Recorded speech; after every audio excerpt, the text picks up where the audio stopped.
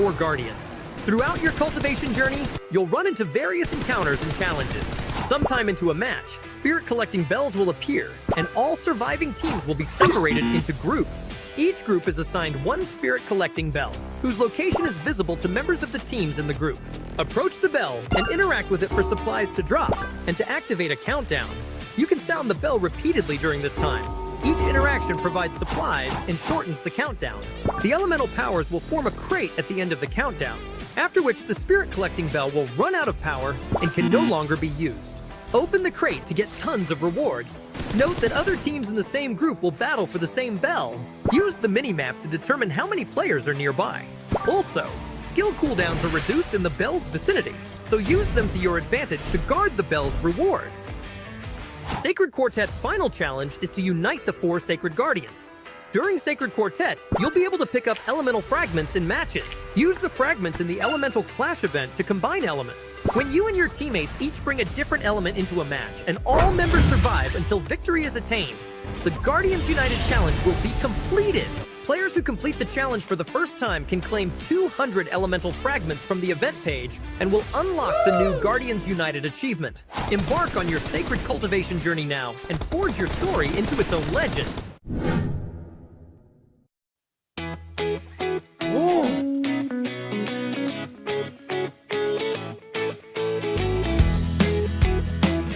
Evening, everybody, and welcome back to the final day of the Pubg Mobile European Wonder League. I'm your host today, Neptura, and I'm joined by DK. How are you, DK?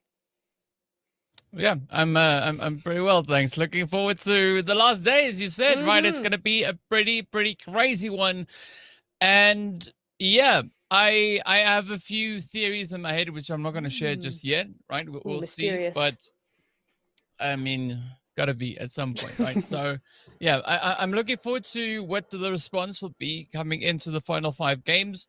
We've seen a few teams try really hard to get points, and they have been succeeding in doing exactly that. I mean, yesterday was a phenomenal day coming through for the side of R8 Sapphire, as well as the Istanbul Wildcats next Ruya team. Malida Esports also had a good day alongside OOC Dreamcore and Retian Blossom, right? That's a few names to mention. Those are just the top 5 teams with performances yesterday, right? Not on this board, but what they did yesterday. R8 got those 2 winner chicken dinners. The 46 points moved them all the way up into that 6th position. So quite a bit of a shift that they've had thanks to those phenomenal games that they brought in. The Wildcats also did quite a bit of climbing all the way up into that 5th position with the 44 points, the winner chicken dinner. Lida also doing some phenomenal things for themselves right there, jumping all the way up into 2nd place again with that winner chicken dinner. And of course, to close off the day for whoever forgot, Galatasaray came through clutch, winner chicken dinner, doing things that they are that's not out of the norm for them. Yeah. Yeah, so I'm really looking forward to seeing how the teams are going to look to kind of continue that momentum that they've been able to find yesterday, and whether or not they can catch up, because, I mean, Galatasaray, as we saw there, they're leading with 53 points. They are indeed, yeah. That's crazy. It would put them in 9th place. Just the lead that they have would put them in 9th place. That's crazy. The gap. Okay, so it's pretty dang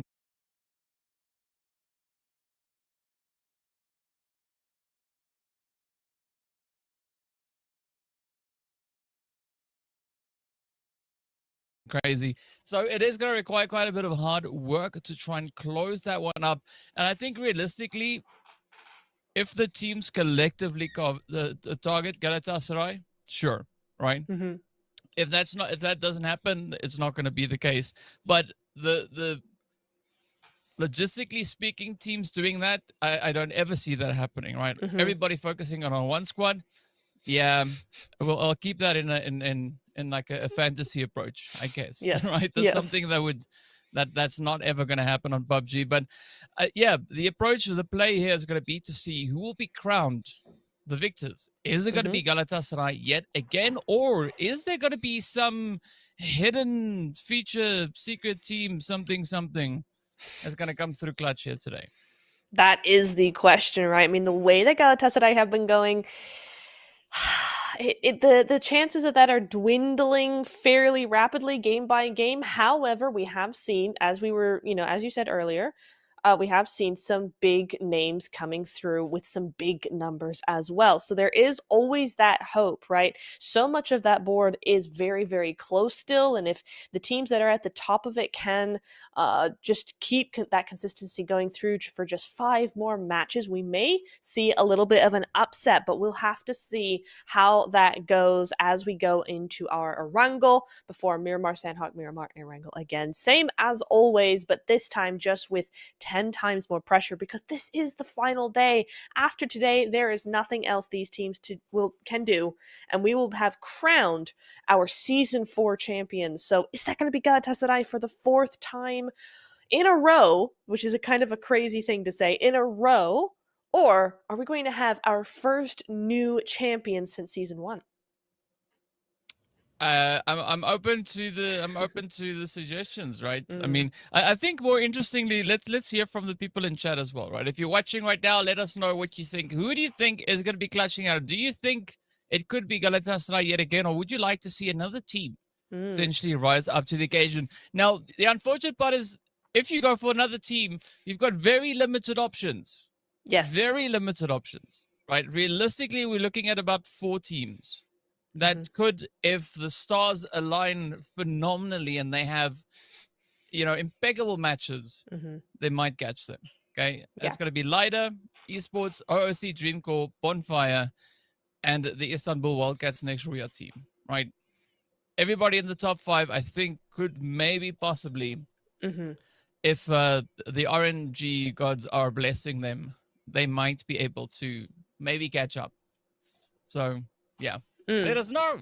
Yes, please do. We will be watching that chat as we have been every evening this entire event. We've been watching in chat. I think you've seen us a couple times in there as well. But I think we're gonna all go kind of crazy. I mean, we always want to see what the spectators want to see as spectators ourselves, right? We want to make the games or have the games be as interesting as possible. And so far, the zone has not disappointed. We have seen that time and time again with these hard shifts going through here.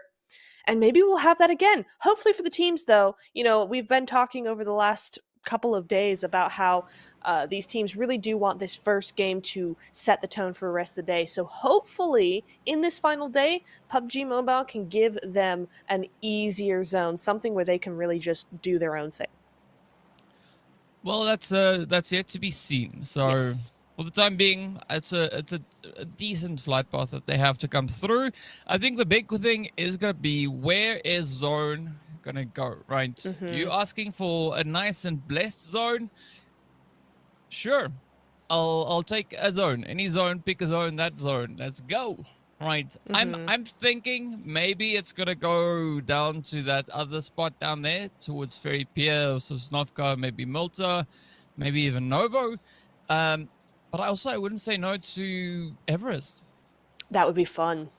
That would be so fun. I would love to see that. We haven't really seen Everest plays coming in to this point yet, but we could, of course, see that in our final 2 Erangels on this map, or on this evening. I'm just a little bit confused here. R8 and Galatasaray seem to maybe be going hot dropping Pachinki together. Now, I hope that is not the case, because, I mean, we did talk about teams going after Galatasaray, right? But R8 of all of them, I'm not sure. This is uncomfortable for me, DK. Yeah, it's I mean, sure. They're gonna give it a bash. I mean, R8, they, from what we saw in week 1, they were quite aggressive. They held their own quite well. Yeah, maybe they're gonna look to try and silence Galatasaray. Good luck. It is gonna be a pretty tough one, but I think this particular engagement is going to set the standard of what we are about to see today from Galatasaray, right? If they go in here and they just brutalize R8, I think we're going to see quite a lot of that for the remaining games, not just this one, right? Yeah. But if R8 is able to stop them here, there might still be a glimmer of hope available for whoever else is trying to catch up. So, yeah, I mean, there's talk about pressure. There's a lot of pressure on R8 right now. There is very much a lot of pressure on R8, as you say, and I understand why they've gone here in the first game, right? Because then they have 4 more games to kind of catch up if this does not go well. But this split from R8 is not what you want to see. That's going to leave Hasiko down on her own against 3 players who have that utility, who have those weapons, and the rest of her teammates are trying to rally here. But how much rallying can they really logistically do here? I mean, Hasiko's giving them the runaround for sure. I think Galatasaray seem to be playing this just a little bit cautiously, right? They're not wanting to lose any players, and so they're not being as brazen as we've seen them normally. That could play a huge role in how this fight goes down, but that is going to be Gucci getting taken down, but the trade is immediately there. Zeros, she's very low as well. All of a sudden, it doesn't look like it's going particularly onto Galatasaray's side here. They are going to get that res back up. R8 for sure. Lara trying to get that nade going. Beautiful nade there. Great switch of target, and that's going to be just 2 up left for Galatasaray, and Carly doing her best here. Doesn't seem to quite be able to get it. She's got a mini in hand. Tries to get that spray down. Gets the 1, but perhaps not the 2nd. Oh, Carly is out of ammo. She's out of bullets. She's got a reload. There we go. Gets that reload through here. The Tommy gun is now in play on Zeros' side, but this healing, they don't have any of it, and that's really what's slowing this fight down. Well, you just got to give it up to the insane pacing that we're seeing here. I mean, R8 are holding their own exceptionally well. I'm not surprised to see that happening here, but just the flow of the whole situation is insane. I mean, R8 relentless, Galatasaray relentless, and it's now R8 holding on to a 2-piece, very low in those HP bars, but now Galatasaray are going to try and bounce back from this, and they could still maybe get that fight under control as they're now raising up to Fida. Yeah, R8 has lost 2 now, and the other 2 are still very low. It's not really gone either one's way, but it has turned into the positive area for Galatasaray, right? R8 now on the back seat here on the back leg, and they've just decided to disengage. They're going to heal up best they can, but Galatasaray now, they're going to be a bit angry, right? They've got a nice trade for Hilal, to be fair. 2 points for 1 player loss is not bad, but still, knowing Galatasaray, they're not going to take this lying down. They're going to try and root out R8 for the impudence of dropping with them. We'll see how R8, or if R8 can actually leave that position and try and go back. I admire the courage to drop Galatasaray in their own like landing spot, right? Because not always is that the best idea, and we see now Mali going down there. That's going to be the push coming through. I think this spells the end for R8, but it is a valiant effort nonetheless. Yeah, I mean, I just have to echo what you said. You got to commend what R8 attempted here, but it is just crazy, right? Crazy to look at these 4 ladies and the way that they just handled the situation. They just switched on. Like, it's like, oh, somebody here, cool. You there, me there, boom, boom, boom, off they go. And they just did such a phenomenal job with kind of just defending that and climbing back up and clearing out the rest of Pachinki. So, yeah, I mean, they're a formidable force, right? Put them on, I would say you can put them on just about any battleground, and they'll be one heck of a team to go up against, right? I'm happy that I've not encountered them in Ultimate while we were playing. I'm so happy. Yes. Right? Because I'm sorry, if I see their names in the feed, I'm leaving. I see that name on the plane. There's no chance. There's no chance. I'm out of there. It's like, nope, you can have it, thanks. Bye. It's so true. It's so true. They're a scary team. They're a scary team to reckon with, and I think we have to admire all the girls here for playing against them, because this is an insane thing. They've been very, very consistent throughout the entire tournament, right? They're going straight through to finals from phase 1, and then having such an amazing day number 1, and then a quiet day number 2, as I said they would, because that's how they play. And then day number 3 looks like they're coming straight back in with the same energy as they had in day number 1. So we'll see how that works out for them.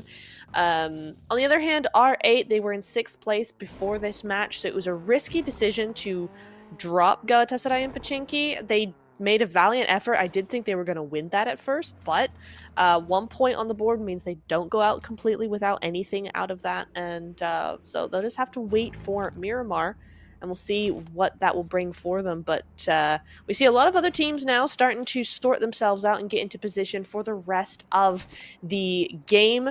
Nice car, actually. I really want that car. But we're seeing S2G over onto this warehouse south of Stolber, and that's because that zone we did see earlier has gone over towards Stolber, over towards the Povka, and to the eastern coast in general. So a lot of teams centering up around Yasnaya. There's a lot of area actually very, very open around the school and farm areas.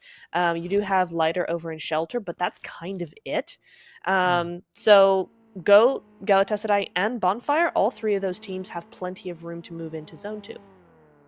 Yeah, I'm not really all too concerned about that, but in the meanwhile, while we wait for the fights, I was taking a look at what we had in the previous season, right about this point, right, coming into day number 3, and comparing those stats to what we have for this season, the teams have stepped it up, right?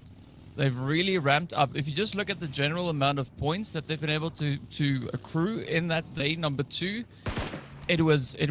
it's higher than what we had last season at exactly the same point, right? So already, with Galatasaray being the way they are, right, they are forcing the other teams to try and meet them with the aggression, to meet them with the tactics, right? And it's paying off because these ladies, all the other squads, they're upping the ante. They are getting so competitive, and it's resulting in phenomenal gameplay. I mean, not that it's never been. It's always been amazing. So watch the Wonder League just go at it, and it's so awesome to be here to see this happening firsthand. But the evolution, right, the progression that we have, the skill level that's going up, I really like seeing this. And I think today we're going to be in for quite a bit of a treat, right? We're going to be in for some pretty awesome dang PUBG games that are going to come through here. I think you're absolutely right, and we're starting to see it already, right? The S2G Istanbul Wildcats head-to-head here, and that was a nice little switch around from Oiku there. You could just see that headshot coming through as she got sprayed down, and that's going to give her time to move away now, and it's all about that pacing. Aura goes down! She paces all the way down to the bottom of the cliff, DK, and she has fall damage now. Her team is going to try and have to rescue her. Luckily for them, the Wildcats have decided this is not a good fight. It's not worthy of their attention. They're moving away. So, unbeknownst to them, that's actually going to be S2G coming in with a full reset. Yeah. I mean, but I think it's a respectable decision to make at this point, right? You don't want to overcommit to a fight just yet, especially with the zone being what it is.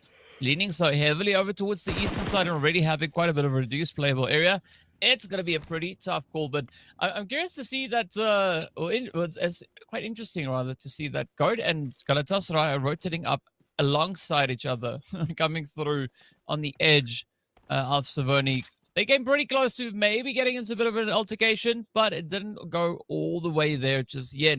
But speaking about altercations, though, the East itself, center zone is really now starting to light up. As we can see, Zeus feeling quite a bit of the pressure here. I mean, so far holding their own pretty well. They've been able to secure themselves that one elimination. Now it's going to be AOR on the opposing side, quickly trying to get themselves all patched up. And the teams, at least for the time being, are still somewhat spread out. But as we get into that next stage, stage number 3, that is where things could potentially get quite more challenging. I think especially if the zone continues heading further to the east or straight north or south, right? Keeping that reduced playable area. But if it moves to the east, the west rather, back into Yasnaya Poliana, yeah, that's going to be toasty. It very much is, and I do not trust the zone to not do that. You know, specifically in day number 2, in yesterday's games, we saw a lot of that zone shifting all over the place, north and south again, not really giving these teams anything concrete to work with. So we'll see how that goes for them now as the second zone does move over into more of that water area. We're going to see Goat coming over to the top side of the mountain around Stolber, and Galatasaray coming down onto the bottom as well. So there's a little bit of that wrap around the mountain. Nobody really wanting to take that edge position just yet. And Bonfire, of course, as per usual, have still to make it out of the blue. Yeah, it's interesting to see that they are pretty adamant when it comes to rotating up late from that blue zone. Yeah. I don't know. Maybe they just like the taste of the blue juice, right? Maybe that's it. That's Nom, got to nom, be nom, it, nom. right? It's the only thing that makes sense. Because almost I think it's just about every single Erangel that we've seen them play on, they've done that.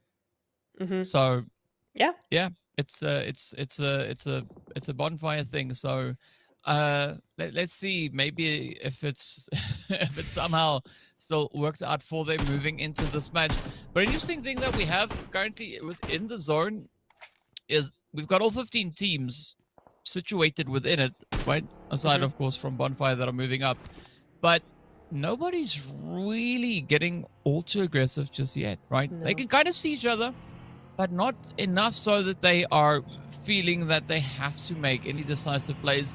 And of course, I think that is quite, it's essentially up to the zone being what it is, right? The moment we have that next zone and it moves west, I think that is where the safety switches are going to come off and the teams are going to go absolutely crazy. Speaking of crazy though, Leora trying to dodge, but unfortunately ducks right into the lobby. Yeah, that's a rip right there. I'm gonna have to say it. Goat, we're just trying to do their thing, and to move forward with your point, right? It is interesting that there's so many teams in quite close proximity, but no one's really being able to see each other or wanting to see each other. I think that's probably got a lot to do with the terrain up onto this northeastern side, right? There's a lot of dips, a lot of hills, a lot of trees in that area that kind of makes it hard to see each other. But that's all going to change as the zone goes down to the south. We're hard shifting down to Mansion and Prison. This is why no one is safe at Erangel, because all these teams are like, yes, we've got a great spot. We are good to go. No, you're not. You got to go to Lipovka now. Go to Prison. That's where you're going, and that's where all these teams have to move into if they want to survive, because everybody else is on that north side by just pure force, because the zone has decided they're now in the north. All those teams are trying to get into the zone, and now all the fighting is on that north side as well. Bonfire, of course, being one of the only teams to escape this fate. Yeah, but then they've pushed straight into heaven. Yes. Alongside Ida as well. So there's going to be a little bit of contention right over there. So, yeah, things are only going to get way more challenging from this point moving forward, because looking at the terrain, the playable area, it is pretty flat for the most part, right? There's a few hills, heaven being one of those. But aside from that, you can still see the enemies from quite some distance away. So the teams will really have to find a very creative way of getting themselves secured into this coming few phases, because it is not going to be easy by any measure. And in fact, all the teams have crammed up into the north, right? That south is wide open. So this puts quite a bit of pressure now onto everybody, because, I mean, OOC trying to get in, they find themselves in quite a bit of a congestion there. They got Not Noobs and the Wildcats alongside them. Bonfire trying to hold their angle here, but it's Ida pushing up. Beautiful peek through the window there. But what we have rather, Zeta just managing to hold on to this, because now the pressure is on. It is now game time, and Ida, they want to get those points, and they do succeed in finding purple as well as Zeta. Atlas, last woman standing. We've seen great things from her before, but can she hold off an entire team? No, she cannot. Ida with the full squad wipe and not even having to reset there. Ida, GG's there, and Bonfire will not have the positive effects of a late rotation coming in for them in this game. Not Noobs, though, and the Wildcats having fun over here, throwing balls around. There we go. Not gonna be quite there, and not 7. Come on now. Come on now, in that vehicle, out we go.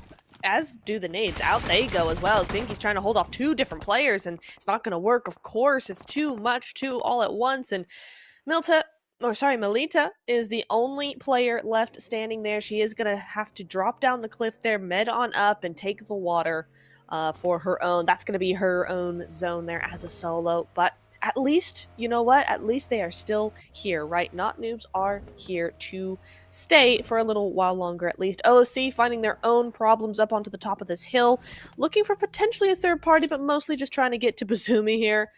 We'll see if they can get that reset up and running.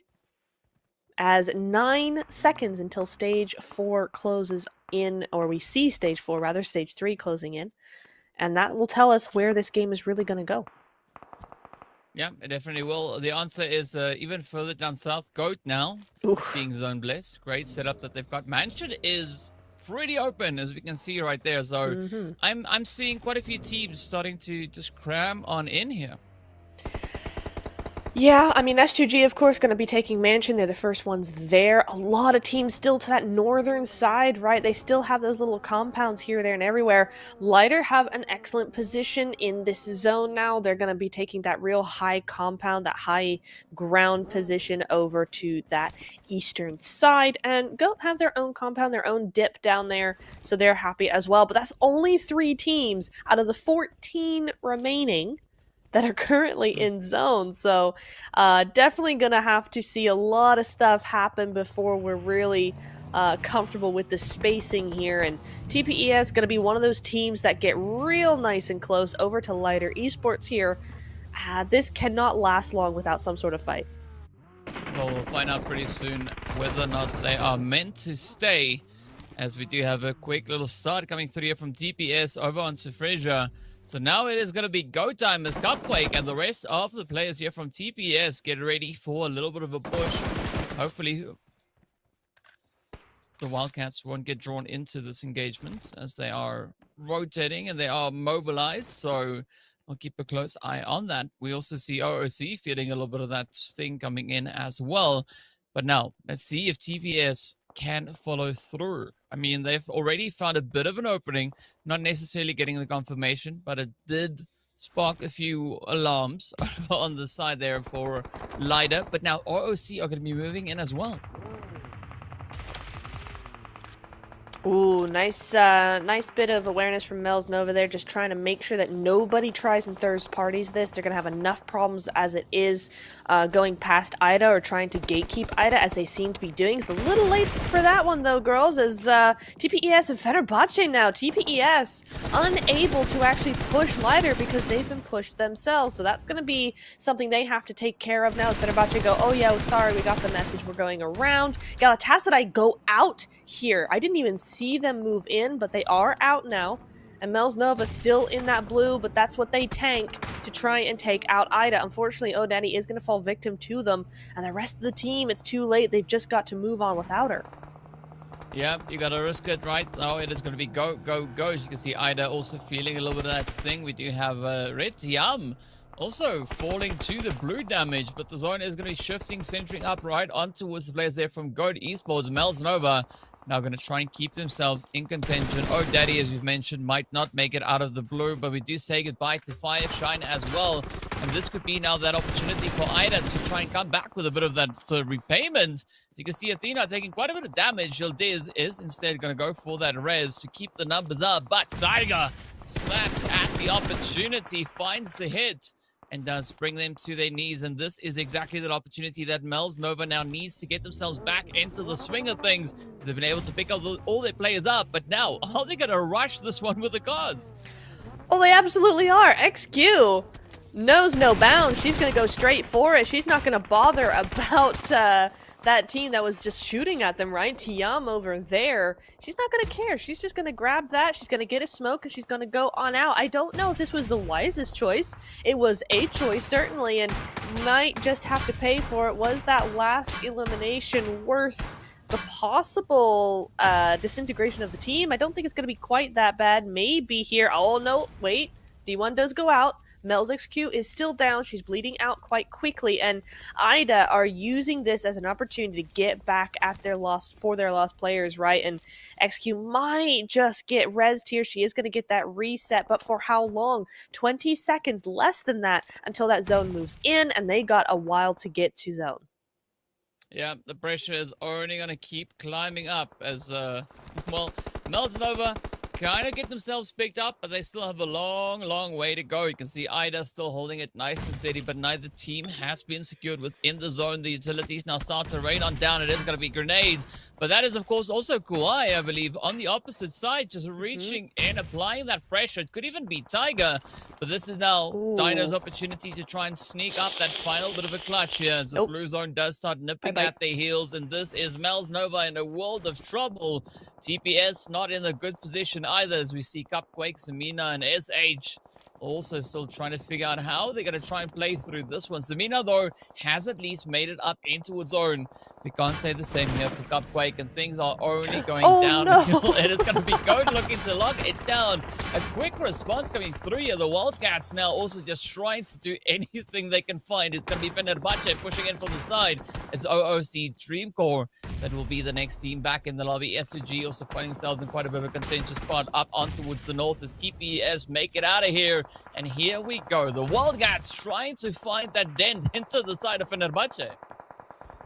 Aren't they just indeed? And it's well worth their time. Look at that zone, right? I mean, the Wildcats have one of the only positions currently inside zone, as do Go. And so now they have this opportunity to use the last bit of this compound to do the damage they need to do to actually get inside. S2G do fall down here, and it's actually Ida as a solo who tops the leaderboard with points in the match, right? 6 eliminations going their way. Fenerbahce, I will say, have a survivability like no other in this game. We've seen them go up against several teams and then quickly dip out, and now they have a position that's not in zone, unfortunately, but they have that ridge, and they've managed to survive as a duo into the top 8. Yeah, I mean, somehow the HP bars drop and then they come back up, and then they drop and they come back up, right? So a lot of that yo-yo effect coming through here, but I guess it works for Fenerbahce, right? They've made it up into stage number 6, as we are about to see that blue zone now start to close on through. It's going to be the Wildcats still focusing quite heavily over onto the side of Goat, and this could be that play for Fenerbahce to sneak on up, but you got to watch out because Red Tiam also now find themselves just over on towards that slightly more western position. AOR silently, Matesha is not going to make it securely up into this next phase. Zeus also trying their best now to push on forward. Ido fall next, and now it is going to be pressure, pressure, pressure. Zeus gets swept away. Lighter making their play, trying to push up. Still got a bit of a way to go, but Red Tiam could look to capitalize as they find the angles, find the opportunities, just poking and prodding all over the place. But look at this, Goat still going to be trying to play some kind of an aggressive position all the way from on the edge of zone. And the zone has gone haywire. It's gone straight over to that right-hand or left-hand side. I mean, okay, for a majority of teams, this is good, right? The zone is close to them. For GOAT, this is worst-case scenario.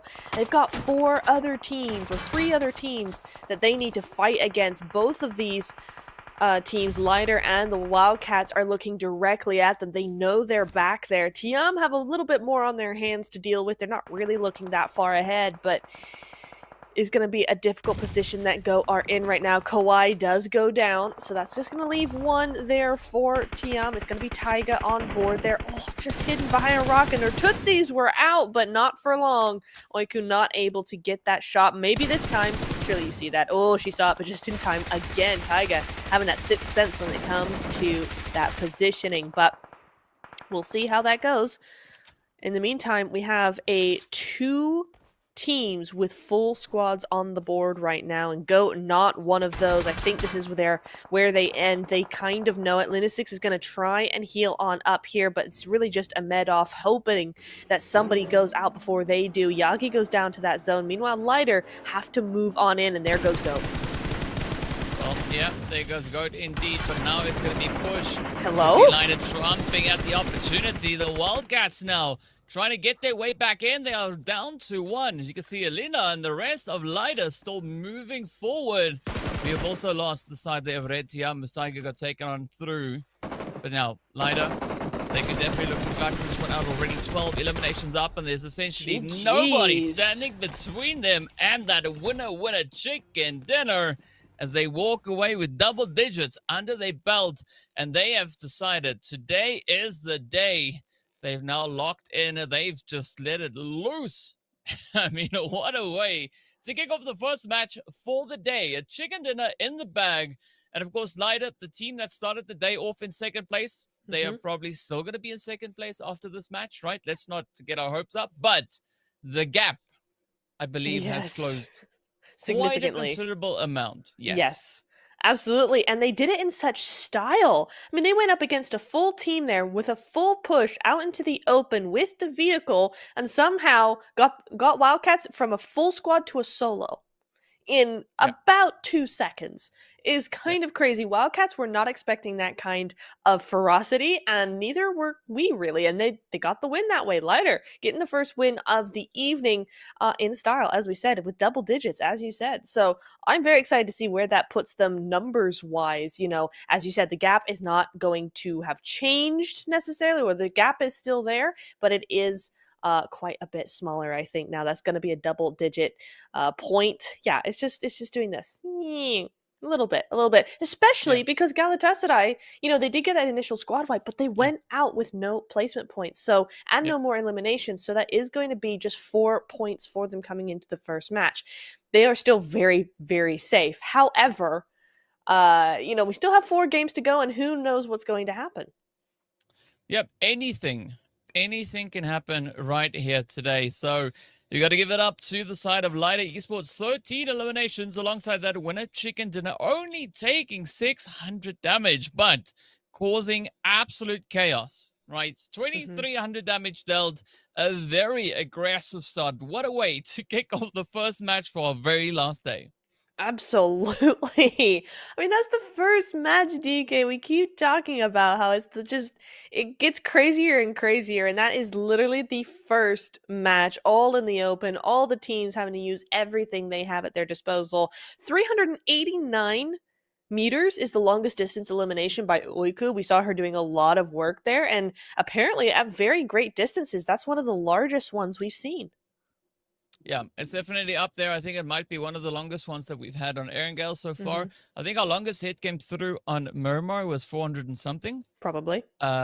So, yeah, but still, I mean, irrespective of that, it's a very impressive hit. 389 meters. That's close to the edge of render. And that's on a phone. So it's a small, little, tiny, little dot pixel thingy, right? Yeah. Wow, that is impressive nonetheless. But we got to give it up to our MVP of the match. It's going to be Frisia coming through with 4 eliminations and 727 damage.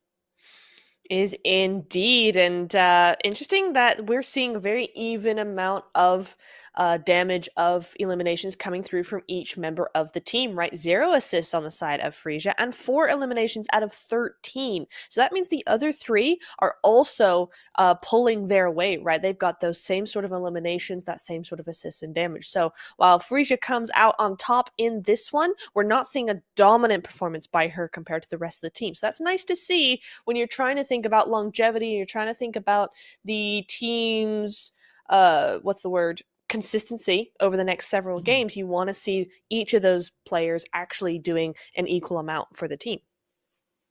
Yep.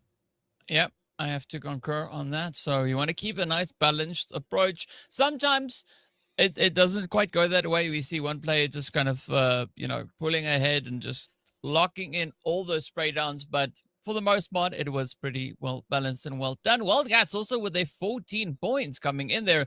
Retiam on 7, Zeus on 7, Ida on 7. So it's a nice spread of 7s and 14. And then, it continues to move through. Only 2 teams did not pick up points, right? It was, of course, Bonfire and OOC. But, well, we still have a few more games to go. OOC definitely one of those teams that find themselves in a very contentious position with regards to the standings, as we can see them up with 71 points in 4th place. And I said the gap was going to close. It did close quite a bit, right? We went from 53 points down to, I'll do the math later, but it has moved, right? It has closed. By how much? I'll tell you when we come back from the break. Wait, 108, 128. Yeah, it's 25, 26 points, something like that, you know, just quick maths, not at all accurate, but it's a rough approximation there. TM as well, coming into that top 3, right? We saw them in day 1 and beginning of day 2 as well in kind of that bottom 13 or bottom 4 position, right? Now TM with 56 points, they aren't in the running to win at this stage. I think it's fairly safe to say that, right? Unless they have a mega day like Galatasaray, I think they're going to stay in probably maybe top 5 if they are going to have a really good day today. But this first game has done them wonders. Top 3, a good amount of eliminations, and it's looking quite good for them. Yeah, it is.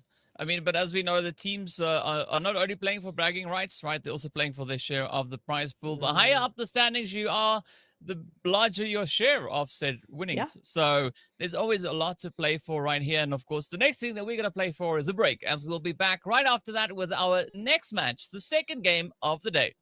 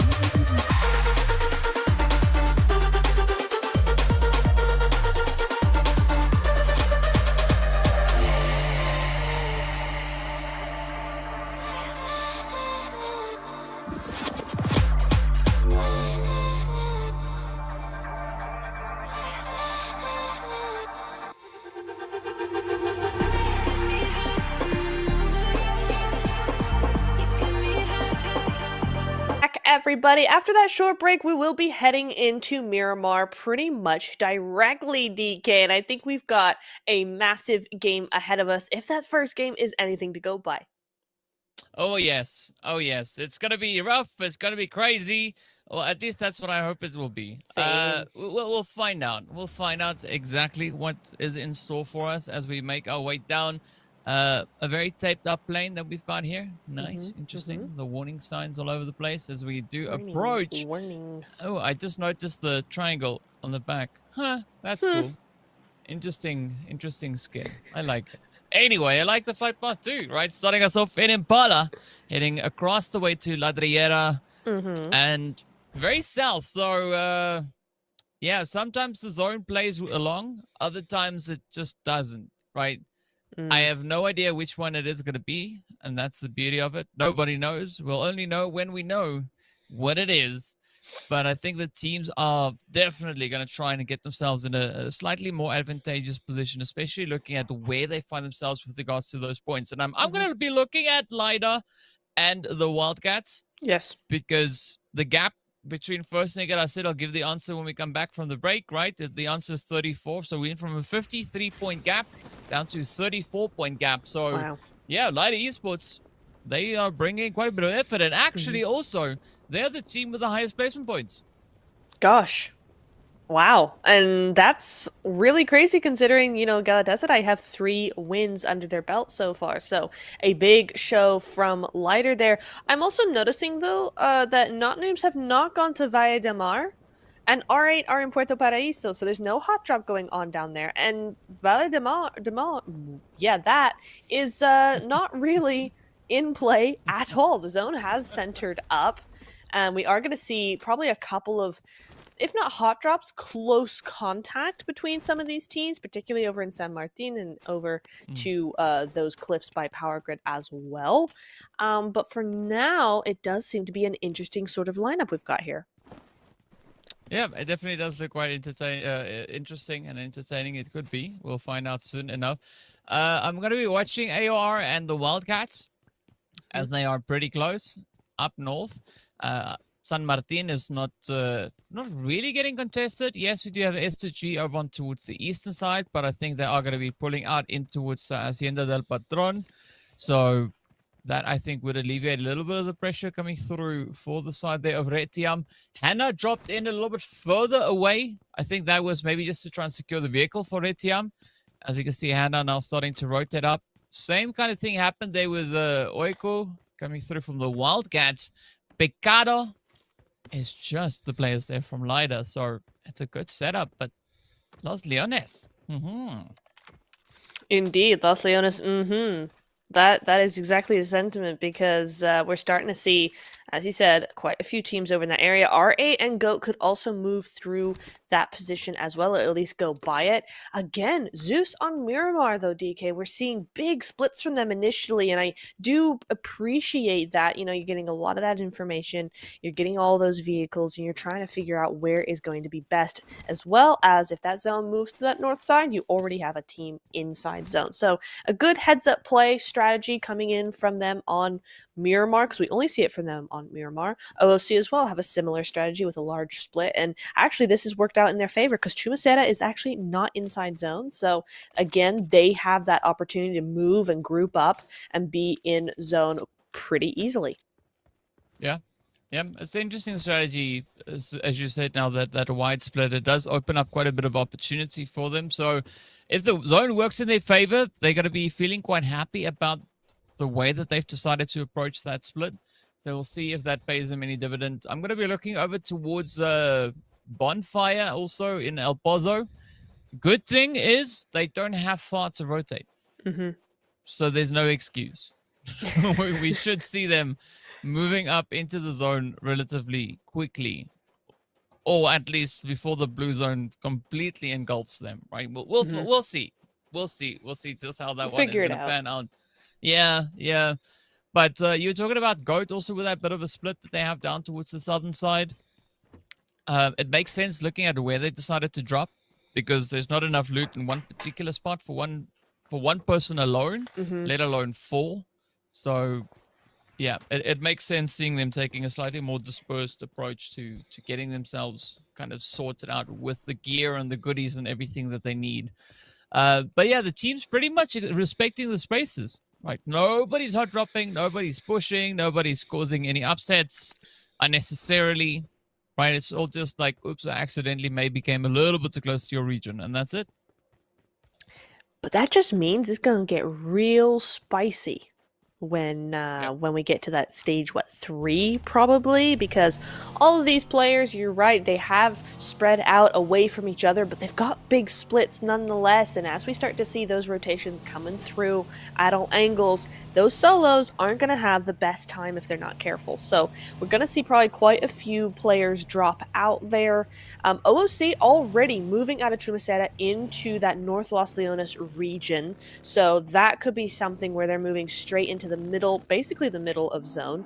And they'll run into possibly Zeus, possibly Lighter, and possibly Ida if they move out of the city. So lots of opportunities for some chaos coming in. Not Noobs as well. They're on the move, and we're starting to see this from a lot of the teams now. Yep, we are seeing quite a bit of the movement coming in. We did see SSG starting to rotate up as well, slowly encroaching that more centered position. But now, looking at Not Noobs, you don't really want to be all too hesitant up on this hill because Galatasaray are coming in behind you from that northeastern side. You got Fenerbahce up ahead of you on that southwestern side. So Not Noobs might maybe find themselves in a bit of an uncomfortable position if they stay there a little bit too long. But you can understand what they're trying to do. They're just assessing the area, trying to figure out where is going to be the next best spot to move towards. But the zone is not giving them any hints, right? We've got 2 minutes left, and this is why I said I like these zones, because it forces the teams to play with strategy, right? As opposed to trying to catch up with the zone itself. Everybody's in zone. So now, show us what you can do. Absolutely. Make the most of the positions you have found yourself in or found for yourself, right? Nobody's in Power Grid. Interestingly enough, no one's gone for that compound yet. And Galatasaray going to be the first, as you said, looming behind Not Noobs here. They're going to be the first to take some shots here. Not Noobs going to be trying to get that reaction time quick as can be. Nice little shot on to Fida there, but it's not going to quite work. And it just gives them enough time to move out of the way. But I don't know that they're going to be able to get to Melita considering where she is and how close Galatasaray are to her. Yeah, Galatasaray is like a warm hug, right? It just wraps all the way around you and then just doesn't let go. Right? That's what they do. That's the play, and it's I think that's maybe a good way of explaining it. They're like a warm hug, right? Because it sounds so nice, but yeah, in PUBG terms, not necessarily, because you have very limited options. Unfortunately for Not Noobs, they were able to get out of there early enough, right, before they got fully engulfed in what was coming through from Galatasaray. But now they got to be careful, because now they find themselves alongside the other team that I mentioned, which is going to be Fenerbahce. So yeah, Not Noobs having a very tough time here, finding a good position to call home. That's crazy. She got so far before she saw the vehicle and turned around immediately. And luckily, Fenerbahce were not in the mood to really be taking any shots, or she would have been very much a goner back into the lobby, joining her teammate there. So it looks like she's going to escape that one, but that was a very, very close call.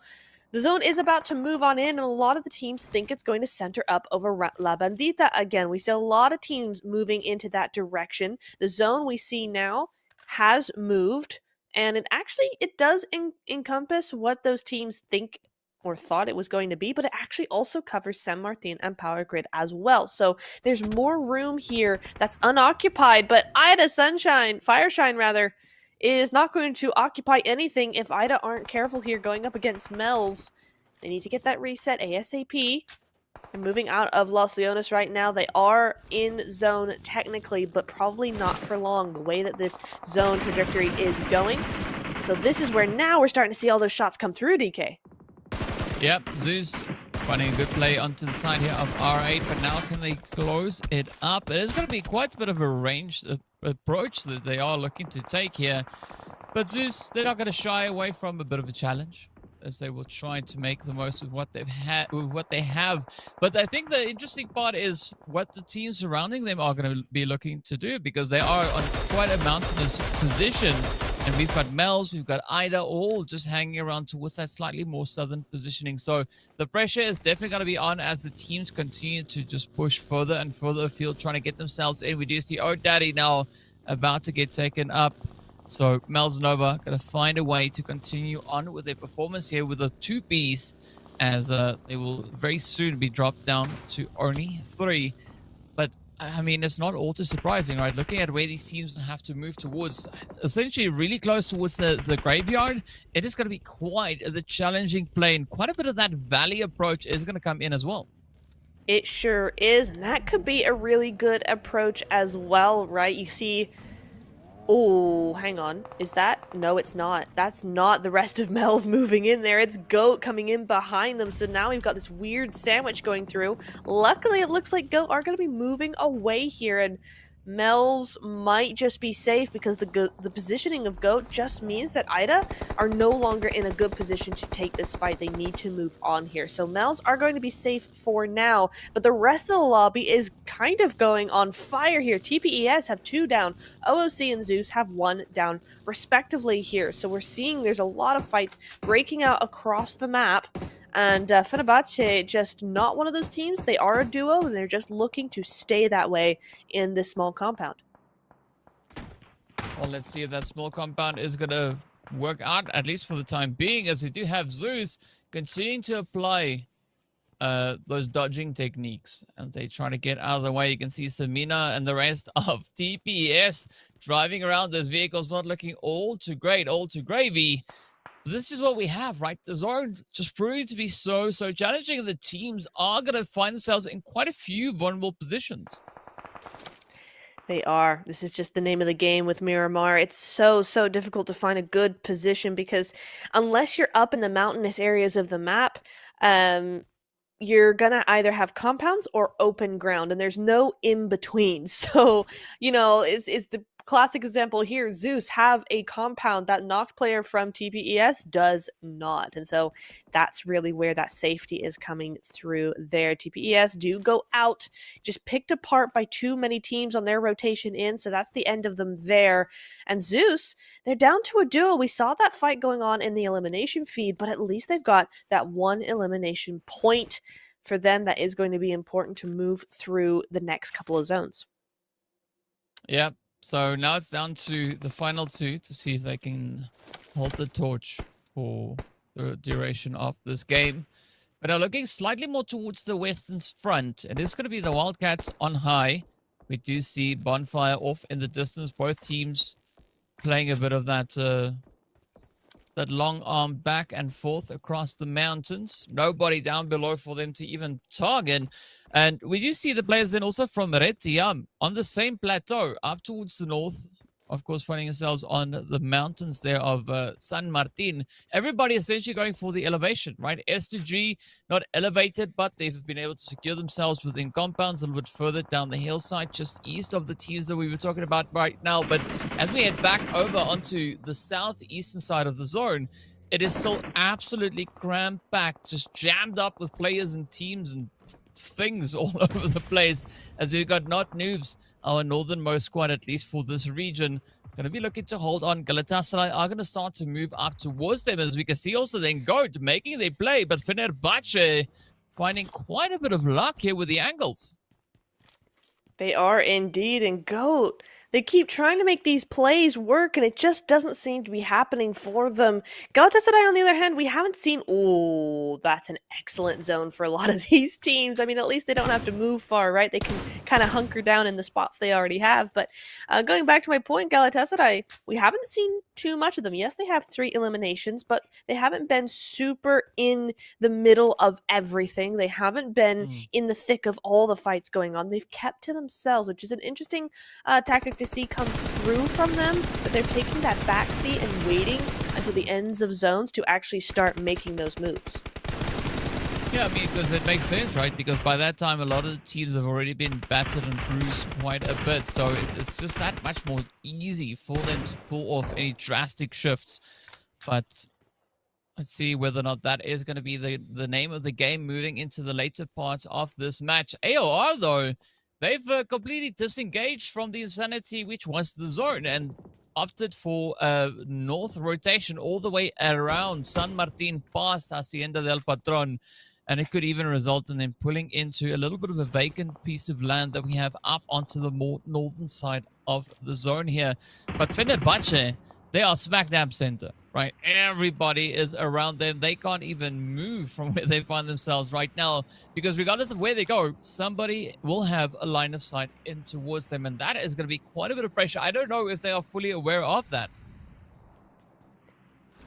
Yeah, that's... I'm also looking at R8. R8 still holding that high ground, that little bit of high ground that they've got on La Bandita, right? But they're looking towards Mel's as well. And they have to move into zone. It's not too far, but they still have to move in there. And it's going to be interesting to see how they play the next few, meters, I think. Because, yes, they have this edge of La Bandita. They have this hillside. They're holding on to that as much as possible. They will try and clear Mel's, I would have thought, unless they're going to go to the north side of the crater. However, after the crater, it's very, very open, and there's a lot of teams in front of them. So I am curious to see how they're going to try to actually play this. And it looks like they're still deciding for themselves here. But the Wildcats, I think we should have known they'd be up here. They always are. And now they've got Bumpfire potentially in their sights. Well, yeah, emphasis on potentially, right? Yeah. Because they're so close. But Bonfire, they are like little ants in that building. It's like, well, you see me here? No, you don't. Ba, ba, ba, ba, ba. Moving around. Atlas, though, with a very sneaky, cheeky hit there onto Melcy G. But, of course, Melcy just coming through with a good answer towards that. I mean, we did see Melcy really clutch it up on day number 1, being so dang aggressive.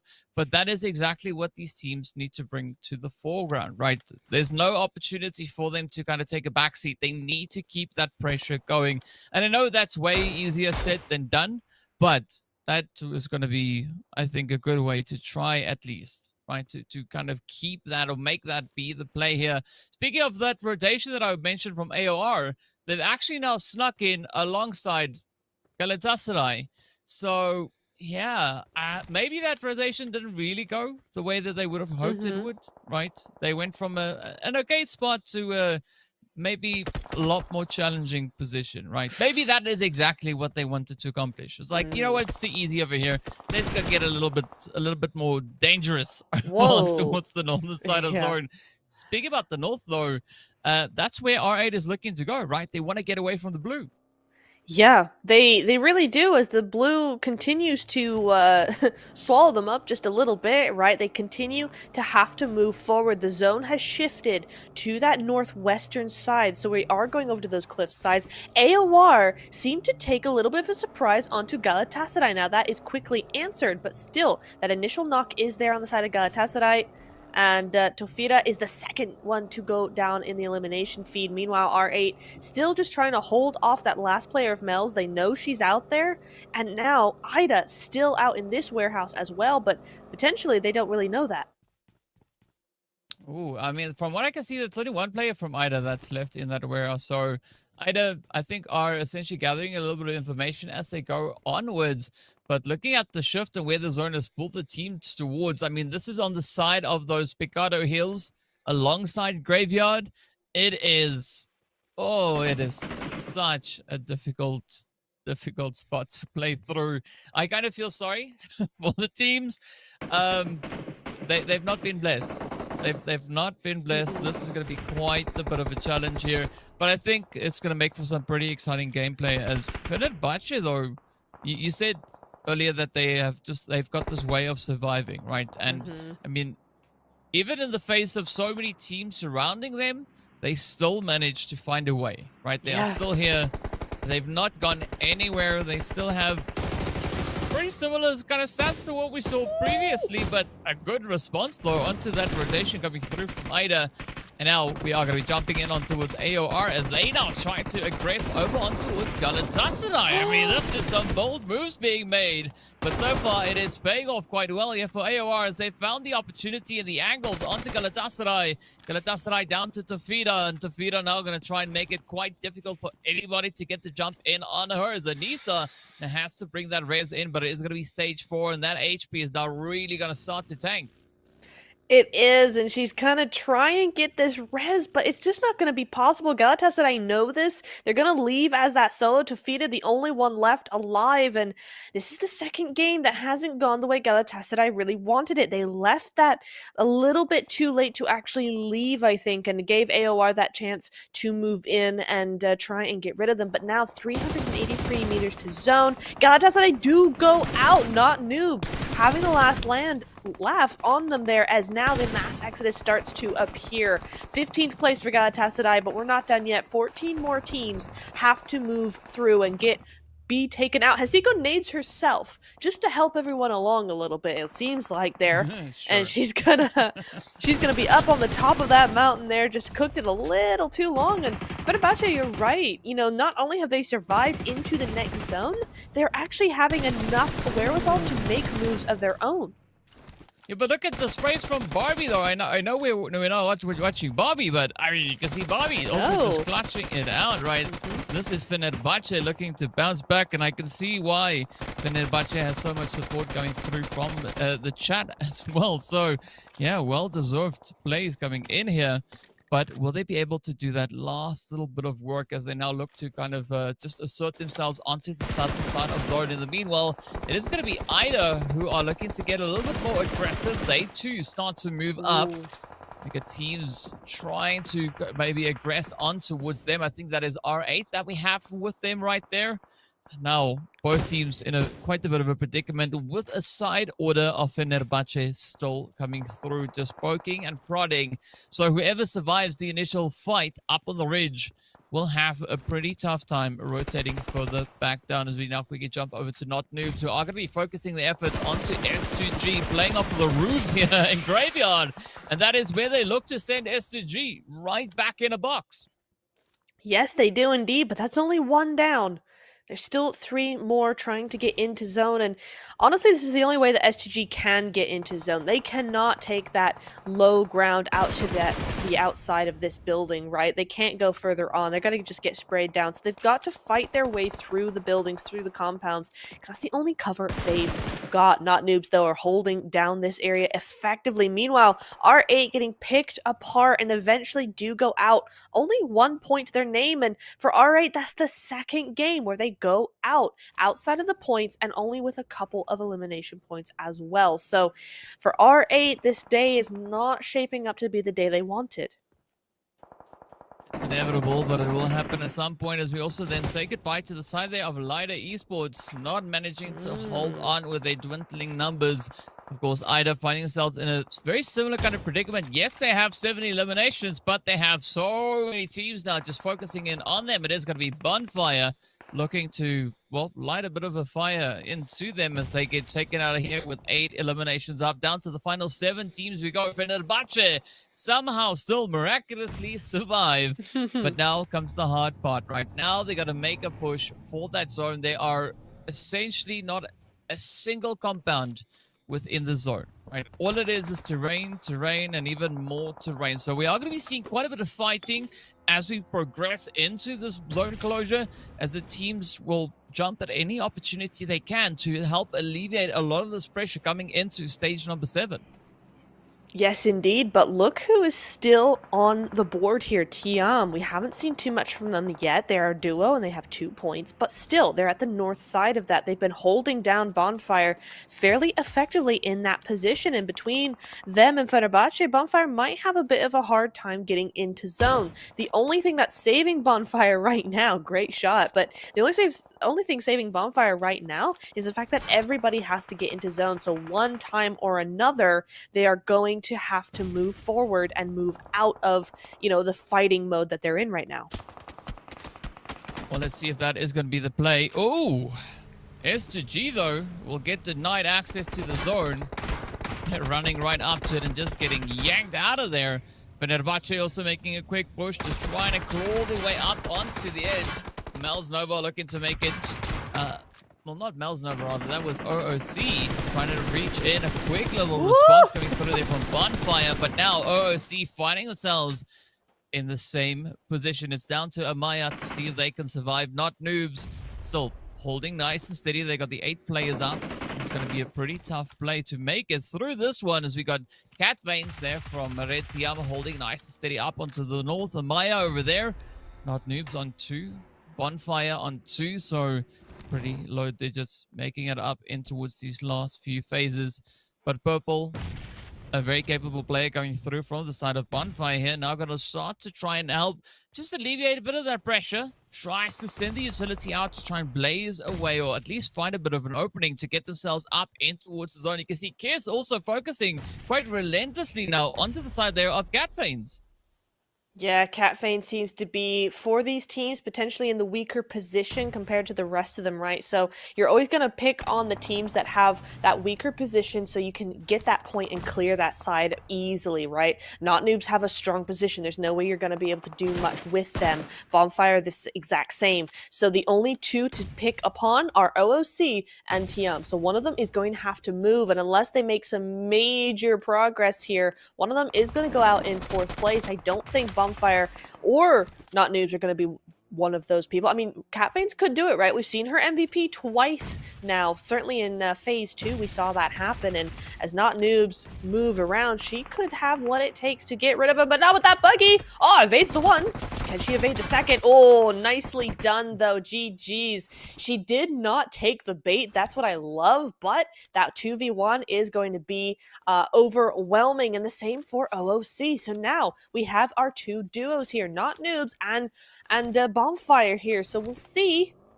Time will tell who's going to win this. The zone does go to Bonfire, or rather Bonfire take that zone first. Well, we are approaching stage number 9, which means no more zone. It is just going to be blue, blue, and then some more of that as well. It's Not News and Bonfire, as you said, now looking to contest for that winner chicken dinner. It does seem like Bonfire might have themselves a bit of a draw, at least with regards to the terrain, right? Nobody really having the upper hand. As you said, they were the first team to kind of move in here, but there's no advantage, right? They got a rock, and that's about it. But those ledges could also work out quite favorably now for the side here of Not Noobs. We can see already prepping for a bit of a push, sending out the utility, trying to see if they can maybe find a way to gain some kind of entry or a bit of an opportunity onto the side of Bonfire. And it's going to be a tough one. Even looking at the elimination counts, right? Both teams very similar performances. So we've got 9 and 8. So that just speaks volumes as to how balanced this approach is coming through. But it's going to be the rush now as N77 gets brought on down. It's down to Gears to try and see. But unfortunately, it is going to be the clutch up coming through from Bonfire Kaisu. As they take the dub, they secure themselves the chicken, and they walk away victorious. Well done, Bonfire. That's a great result from them. We've seen them try this kind of thing before with those late rotations and those wraparounds and all of that, and it just hasn't come to fruition the way they wanted it to, and this time it actually does, right? That win secures what that strategy was all about, and a big GG's going over to them. A pretty big pickup as well with those eliminations, right? Both them and Not Noob securing quite a few eliminations, and it's going to really boost that leaderboard. Yep, and that's exactly what you want, right? You want as much of a boost as you can find here. But an interesting play that we saw, right? Like Galatasaray, again, having a little bit of a bumpy play in this game. That leaves me to wonder what is going to happen pretty soon. Yes. Right? But pretty soon, I mean the next match, right? But yeah, we'll see once we get there. I mean, it's too early to say because so far things that I thought could be happening today have not come to fruition, which I think is great. So that's fine. But yeah, we got to take a look and see just exactly what the point situation is, where these teams find themselves, who our MVP is, how much health and HP these players have been able to recover, how far the shots went, the amount of utilities they used, everything and anything that we can think of. But first, we're going to start here with the 8 eliminations and 1,038 damage going over to the side of Bonfire. So well done.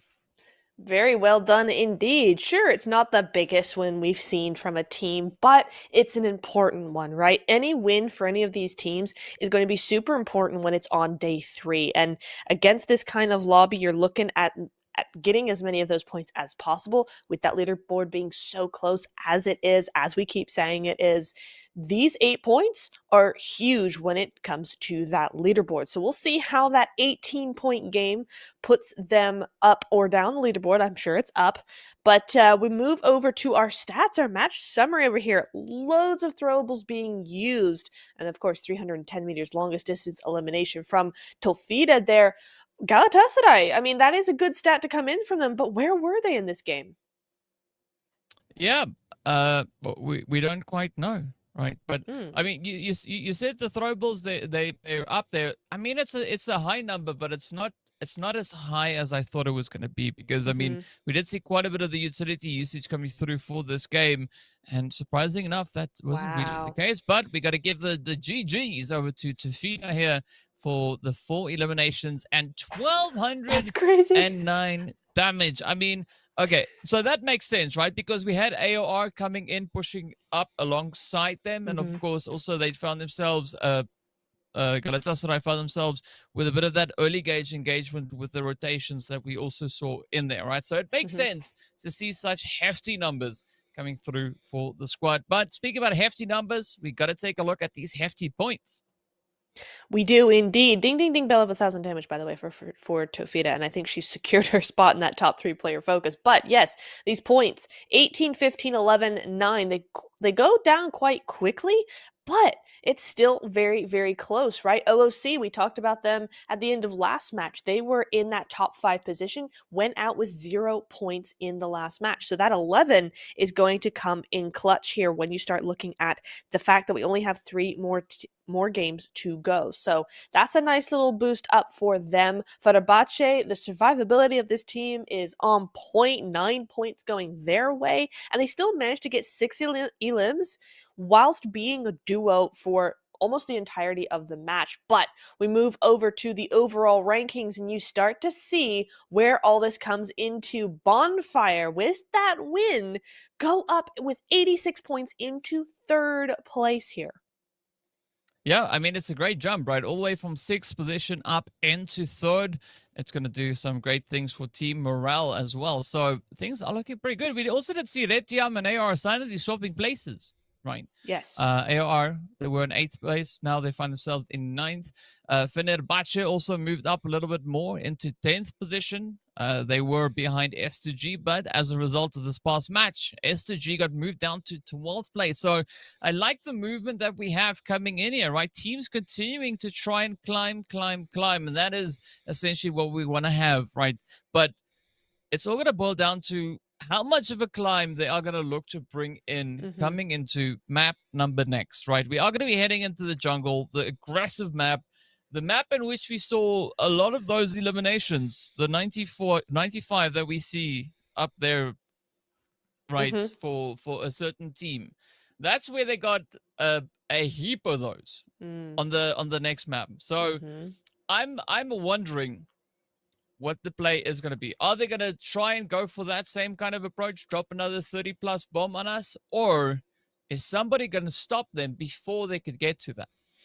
That is the question, and a question that will be answered in just a few minutes. I'm very, very excited for Sandhawk. Galatasaray often are a team that take over that map. We saw it on day number 1. Are we going to see that repeat again? We'll know in a few minutes, but first we are going to take a short break here, and we will be right back.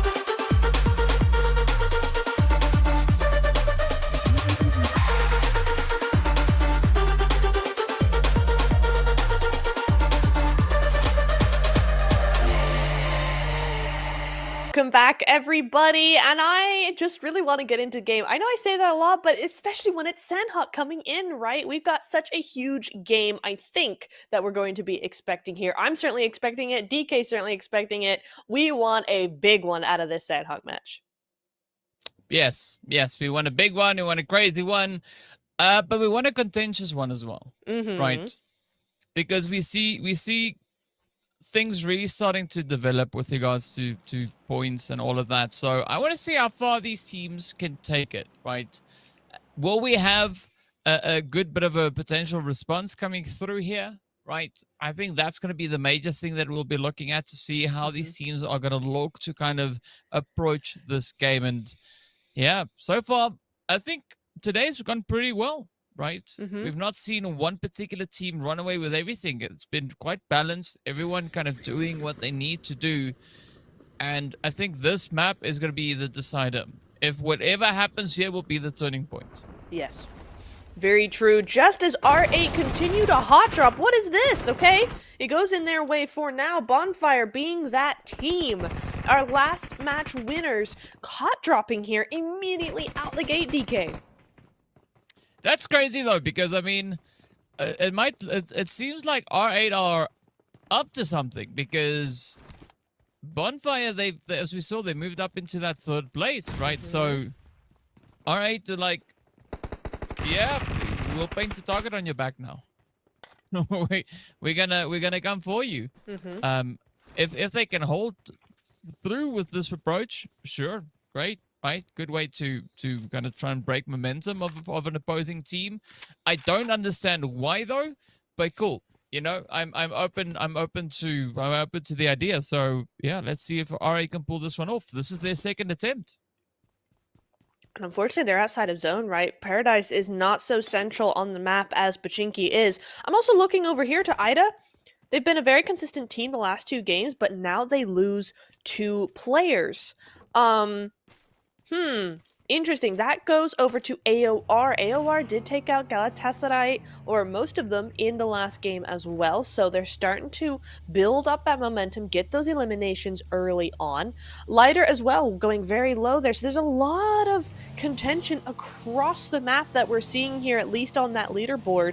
You know, you're seeing those health bars go down, and you're going, oh my goodness. I mean, these teams are not wasting any time.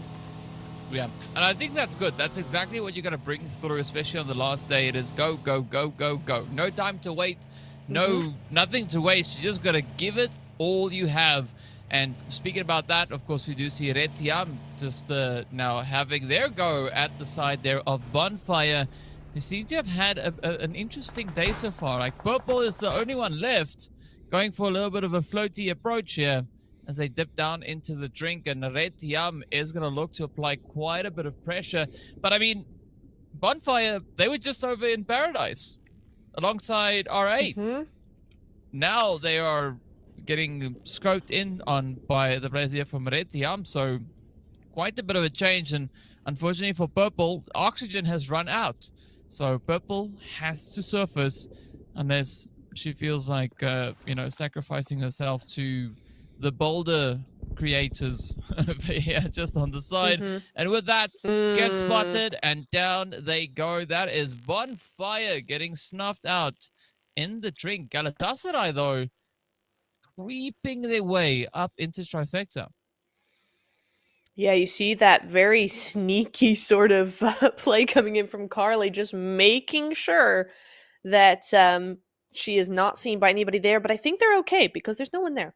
There's nobody there. They're chilling at the moment. That zone, I've just seen that zone shift, and it's gone over to that western side, and that means there's a lot of water involved there. OC and Ida now going head to head. I do want to mention though, for Bonfire, I wonder if they had a little bit of a 2-2 split going on, Paradise and elsewhere. I didn't see, but that seems like a very harsh shift away from Paradise over to the bridge area very quickly, but I'm not sure what happened over there.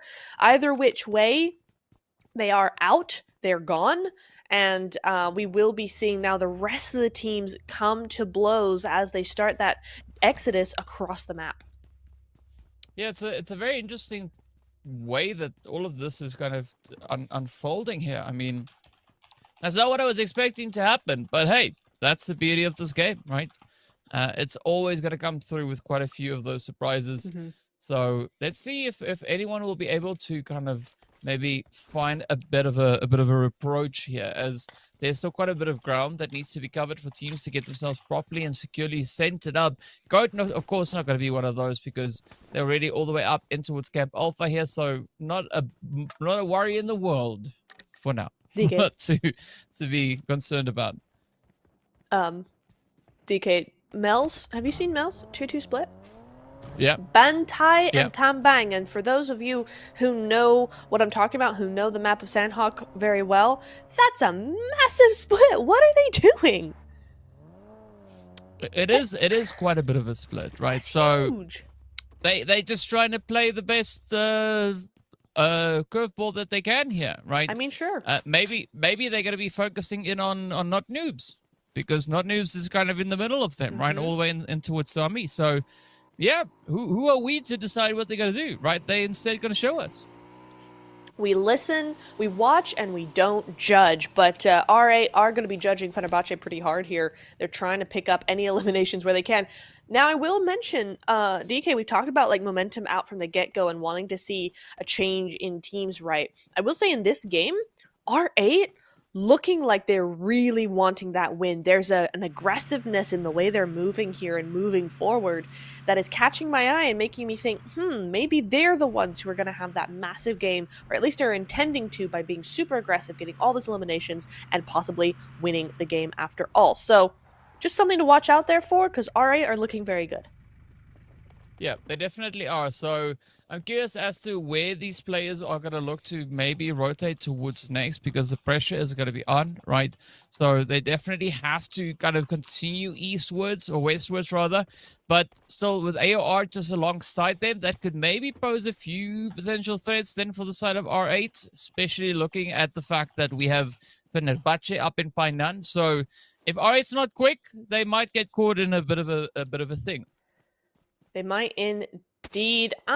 Interesting shot, split rather from Goat over here as well. Leora over onto that northern side. Two teams are trying to move on that north side. S2G and Hutton, and the Wildcats moving out of Cow. It looks like the Wildcats might be opting for a little bit of a rotation. We could see that come through, but that's the good thing about Goat split, is that is going to ward off, or at least defend against, any of those kinds of plays coming in to play here on this map. But Not News looking for that land approach, and NX77 looking for that knocked approach as well, as Mels are quick to get 2 knocks now.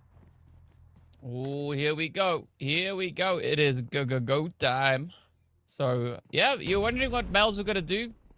They did what almost what I said, but fortunately Not News rotated up towards them instead.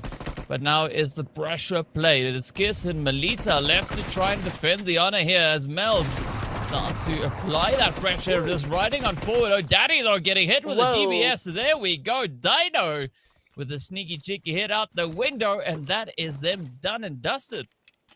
My goodness me, that was very decisive from Mel's Nova there. That split worked out for them. They regrouped onto Not Noobs, and they were able to get rid of them without much of a fuss. 4 eliminations going their way. Nice little wraparound angle coming in from one of their players means that is going to be a full squad wipe and a full reset. So GG is there. And they have a decent position in zone now, right? They have a nice bit of high ground. It is on that coastal side. It's slightly more edge now that the zone has centered up around that trifecta bridge area, but it's still a really good springboard for those later zones as well. So a good heads-up approach coming in from Mel's Nova. We'll see how that goes forward, because of course they do have OOC just below them, so that is something they will have to watch out for eventually. Yep, definitely we'll have to watch out for that. But let's see how these teams are going to approach the next few moments, because this is where things look to get quite tough. As you can see, R8 dipping down towards that far southern side.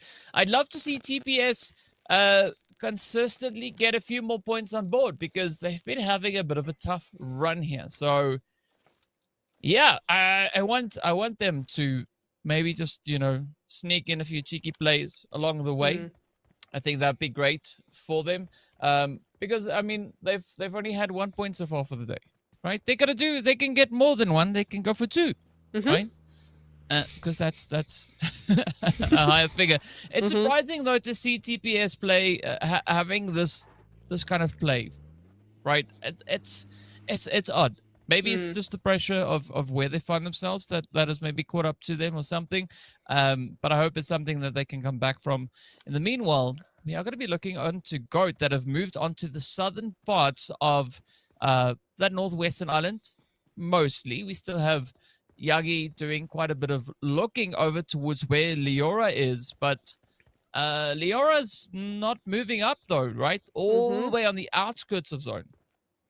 Yeah, I'm a little concerned for Leora. I think she's taking way too long here. I mean, she might be just getting that as much information as possible, but with two teams right there, she could be very easily spotted, and that is not going to give GOAT the power that they need in this zone, right? That zone is very much onto the island. They need that powerful stance from that position to look down onto the rest of the team. So Leora needs to pack up with the information she already has and get back to her team. If I was their coach, that's what I would be hoping she would do here. The Wildcats and S2G seem to be kind of busy with each other, though. You're seeing them out in the blue zone. Seren is very much a solo. There's no points on the board for her either. So this is where that heal strat comes into play a little bit, but the Wildcats don't seem to be moving. That's interesting. Yeah, I mean, it's odd because, well, they have to. It's otherwise they're going to fall to the blue. Yeah. No, it's not the law, but it's like, you should be doing that because if you wanna survive, you know, that's kind of just part of it. So yeah, it's quite surprising seeing them in such a position here. Well, it looks like then that Leora did move out as just in time, I think, and the zone proves that was what they needed to do. It does kind of center up a little bit onto that island. Mostly it's just trifecta though, which, surprise, surprise, guess who has it? It's Galatasaray. They have trifecta at the moment in time, but that full squad from GOAT is going to be super duper important into the next phase here. Tiam have the other side of trifecta as well, on the other side of the river, so that's going to be a super important position to watch as well. And you're now seeing Lider and R8 going head to head in that elimination feed, and they're going to be down onto that south side. They've also got Mel's and TPES to contend with down onto the very far side of zone. So here we go. This is going to be something that is a bit, not even just a 2v2. It's going to be 4 teams all looking at each other. And fortunately for Lider, they might just be able to hold off TPES onto that outside position, outside of that zone. Mel's looking to see if they can have any say in the matter, and the other team's just praying that they don't, because that's just going to make chaos turn real messy real quickly. For Lider, Alina is down. They'll have to do something with this, but at the moment it is Liat who is holding down the front line while her teammate gets res back up. I mean, it's a minute and a half until zone, and TPS are almost inside it, but there's a lot of teams to contend with, and Mel seems to be actually pulling around to the outside of TPES. So we'll see what happens here. TPS playing this very cautiously, as they should. They need to move forward very, very quietly, very forward, but is that going to be enough? Yeah, I don't know. That's a good question, right? They're going to try and maybe find that sneak approach to get themselves back into the swing of things here. I mean, there's still quite a bit of an opportunity, right? They do have several angles, but as does the side there of Lighters. We can see them now just lighting it up in that feed. So Mel's poking in, R8 still holding nice and steady. And this is where things could take quite a bit of a shift, right? So TPS, you're going to hope that somebody kind of loses interest in them and that they can find a little bit of a reproach, a little bit of a push to get themselves forward into that zone. Meanwhile, Zeus, they're all the way up on the northern side here of Ruins. And, I mean, they've got nothing but real estate, but they could also have quite a bit of company rolling into them quick fast. They could indeed, and that's where it's going to be so contentious on that south side. There's so many teams down there. Fenerbahce continuing to survive. Can we just appreciate that very quickly? Wait, we have no time. Istanbul Wildcats, they're going down one by one here.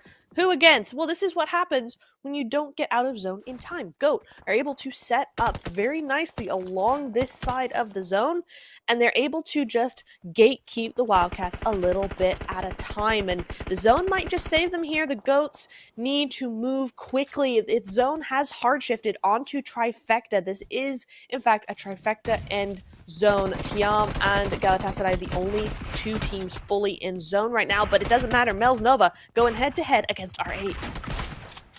Oh, here we go. Here we go. Who's going to get it? Oh, Daddy, though, with a beautiful DBS play. So Mel's Nova could still look to clutch this one out, but R8, they're not going to give it up anytime soon. You can see Lara now just trying to hold on, getting herself patched up. It's going to be Daddy looking to cook the nade to try and close the door. And there we have it. R8. Out they go. They will have to settle for 13th with 4 elims. That's very early for a team that I thought was going to go far in this game, but it looks like Mel's actually the team that wants to do exactly that. They are down to 2. They will get that reset, but they're only down to 2, which is going to make it very difficult for them to actually move into zone and play as strongly as they want to. Somehow Fenerbahce make their way into zone again, and Lider, you see them there making a massive wraparound towards AOR and Galatasaray, so that could be a very dangerous play. It's very risky, but it could work out well. Well, let's see if the risk is going to be worth the reward. As both teams now, at least on this front here, Goat and Red Tiam, they're going to have to risk quite a bit to get the rewards that they might be looking for. We've got Frisia also now feeling the pain. Oh, coming through AOR silently. We can see if they can maybe clutch it out from over on towards that coastline, but we've got quite a bit of a wraparound now coming through from Jelavaya as well. So Anissa and Jelavaya can definitely look to kind of outmaneuver the players here from Lida and potentially even that of Galatasaray. Yes, indeed, and this is where the south side now is coming through. Mel's is only a solo. I'm not sure where she lost that teammate of hers, but it is just Dino left alone. Moving full sending over into that zone area. That's what you're going to be seeing now. Leora still being that outskirts player up onto the island. And there goes Mel's. 8 eliminations, but no placement points for her team there. She did her best, but that's all they can do.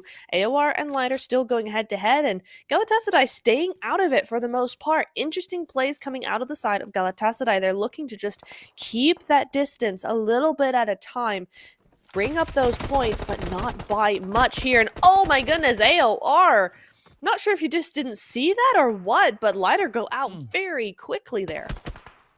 Yeah, that was very, very swift. And I mean, sure, we'll take it. But a great opportunity has presented itself now here to the side of TPS, right? They have also been able to kind of sneak their way on forward. They've got 2 players over on the AOR side. And then we've got Cupquake just off in the distance there, as we can see down towards the southern side. Fenerbahce, of course, has spotted her, and down they go. And yeah, this now turns the pressure onto the rest of the crew. How are they going to be able to navigate the dangerous waters ahead of them? Speaking about dangerous waters, though, that is also what OOC are facing here, as they've got Zeus to try and contest against. Or at least it's going to be Cry, as the sprays now come through. Maya miraculously managing to just survive through that. Jelavaya, well, yeah, going for a bit of a stroll here, right? Moving in with the horse, but the shots are there, and unfortunately, that is going to be short-lived. TPS, though, out they go as they join the lobby, and now we are down to our final 8 teams. That zone, though, continues to be everybody's #1 enemy again and again. The hard shift away from 2 teams that had such secure positions means that everybody now has to move into this open ground area. Zeus had a very good run there. It seemed at least 1 point. They're not going to be able to actually, you know, make that into points, but a good run nonetheless. Same for Goat. Goat only get 1 point and a couple of placement points out of that entire thing, which is crazy. The Wildcats as well somehow outlived the Goats there despite their late rotation into zone. Interesting. OOC Dreamcore, a duo right now. Red Tian Blossom had such a good compound. That warehouse onto the island side now have to move. They're stuck under the bridge. They're going to try and do their best with it. Our top 5, numbers-wise, are starting to dwindle. Yep. No, they definitely are. But I'm hopeful here for Red Tiam, right? Even though they'd be underneath the bridge for the time being. Oh, beautiful spray here by Rose. But even though they're under the bridge, they could still be quite a bit of an opportunity, right? Because Galatasaray, they've moved up in towards the zone. Yeah, but that is going to be Zeros turning around, focusing straight in towards the side of Retiam. So what I was hoping for is that Retiam could maybe find a way to circumnavigate the position being held there by Galatasaray. We definitely do see Cat Veins looking to play for that position now. And of course, Rose also still trying to see if they can follow through. It is going to be Fenerbahce right there alongside Amaya and Rose looking to gain their own bit of entry. But again, such a challenging zone. Up on these little hills, up in Sanok, it is proving to be quite challenging.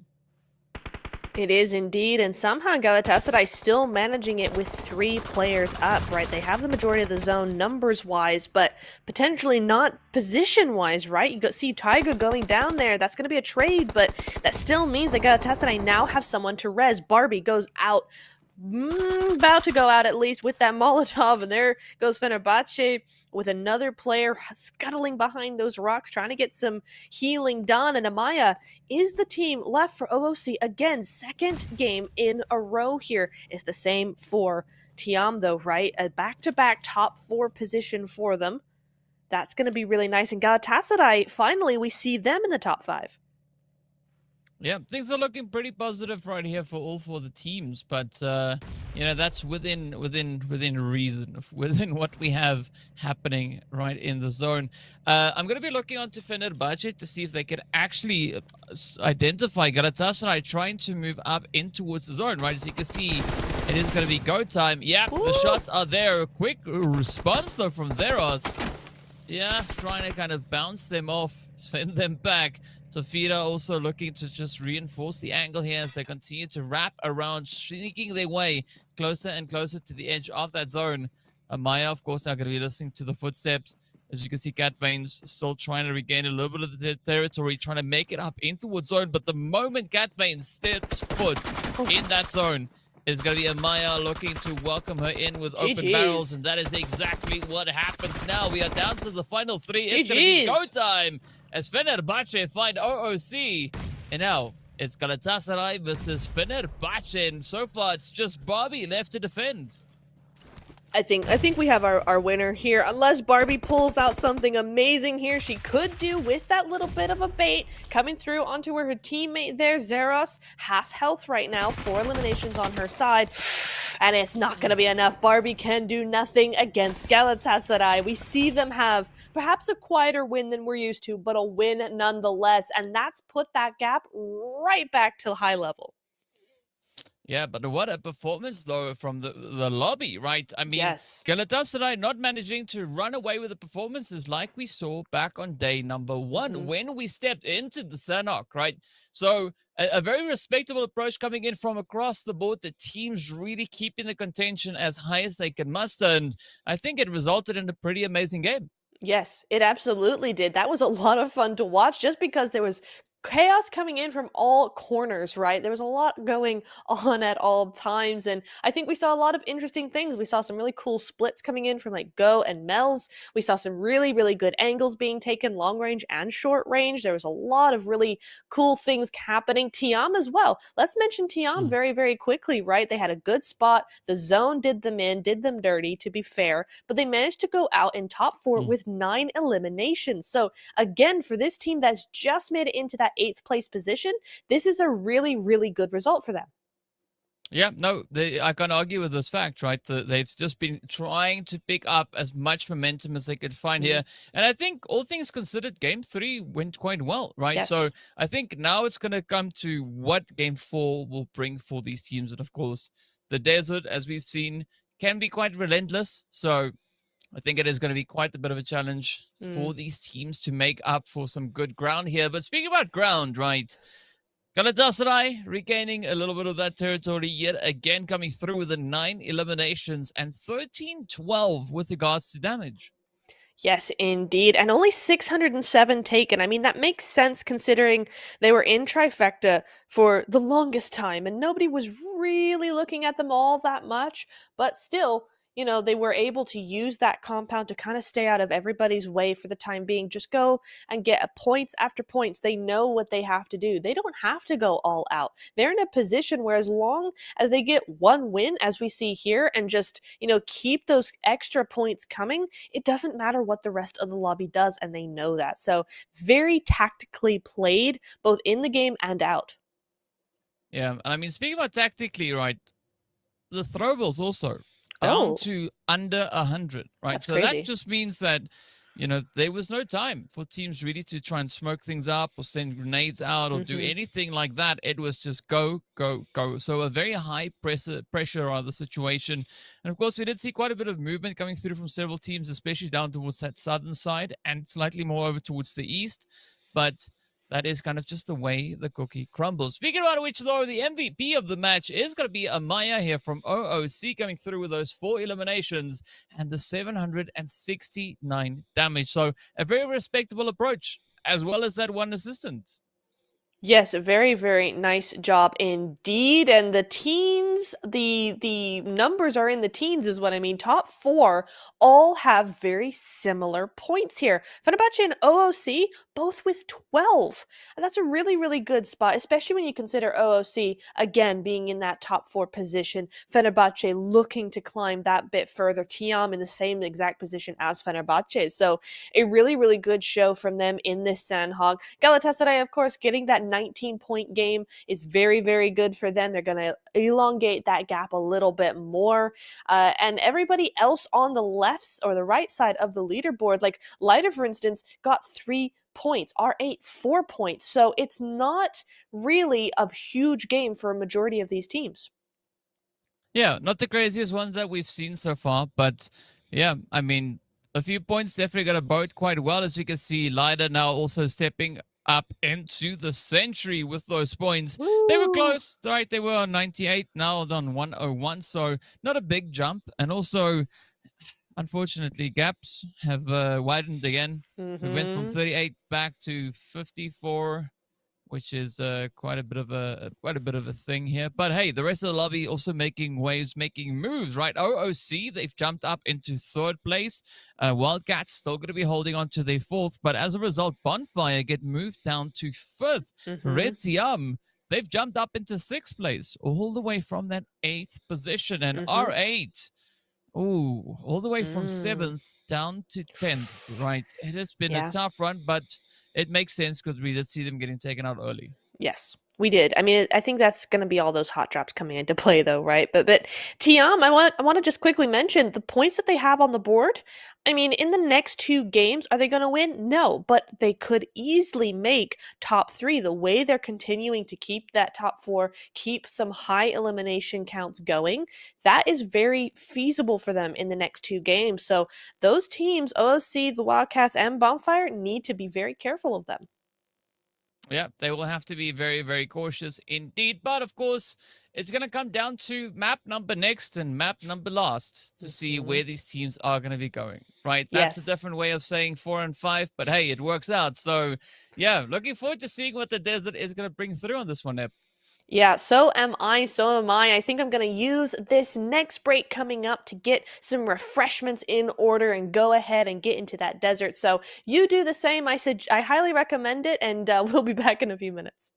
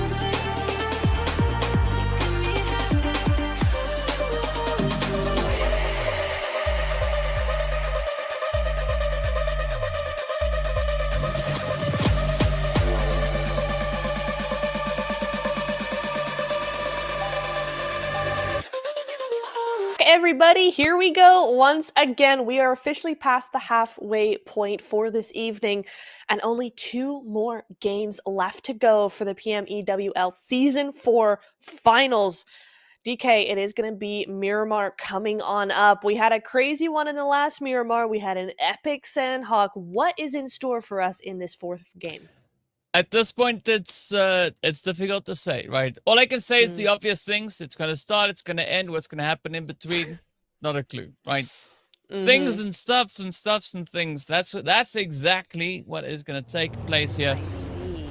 I mean, so realistically, I think we are going to be seeing a little bit of a push towards the points, right? I think especially the teams sitting, from second place down to realistically, I'd say,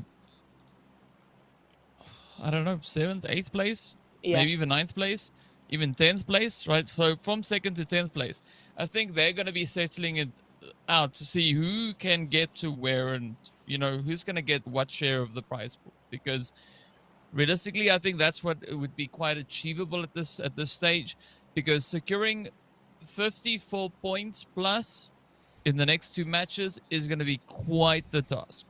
Yes.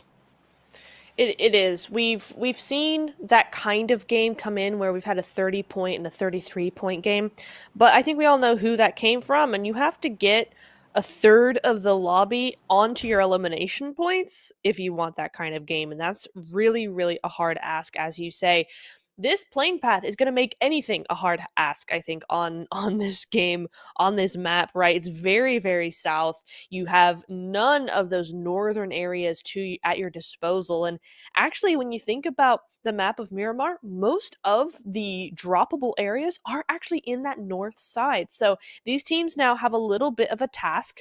And I don't like what I'm seeing. DK, I don't like it at all. R8 and Not Noobs going head-to-head in Valle de Mar, but the zone! Are we going to get an island finish? Is this going to be PMGC 2024 all over again?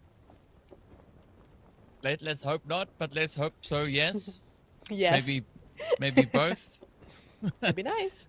Yeah, I mean, it would definitely be quite interesting to see how this pans out for them. Speaking of interesting, we do have the Wildcats, as we can see there, now finding a play on towards Cat Veins, just over towards the edge of zone. R8, Not Noobs here, getting into a little bit of a thing as we do say goodbye to Cat Veins. Who's not going to continue for the remainder of this fight, though. And yeah, I mean, good on the Wildcats for jumping at a little bit of a cheeky play here. I mean, the Wildcats, of course, taking a bit of a wide spread, making their drop down there.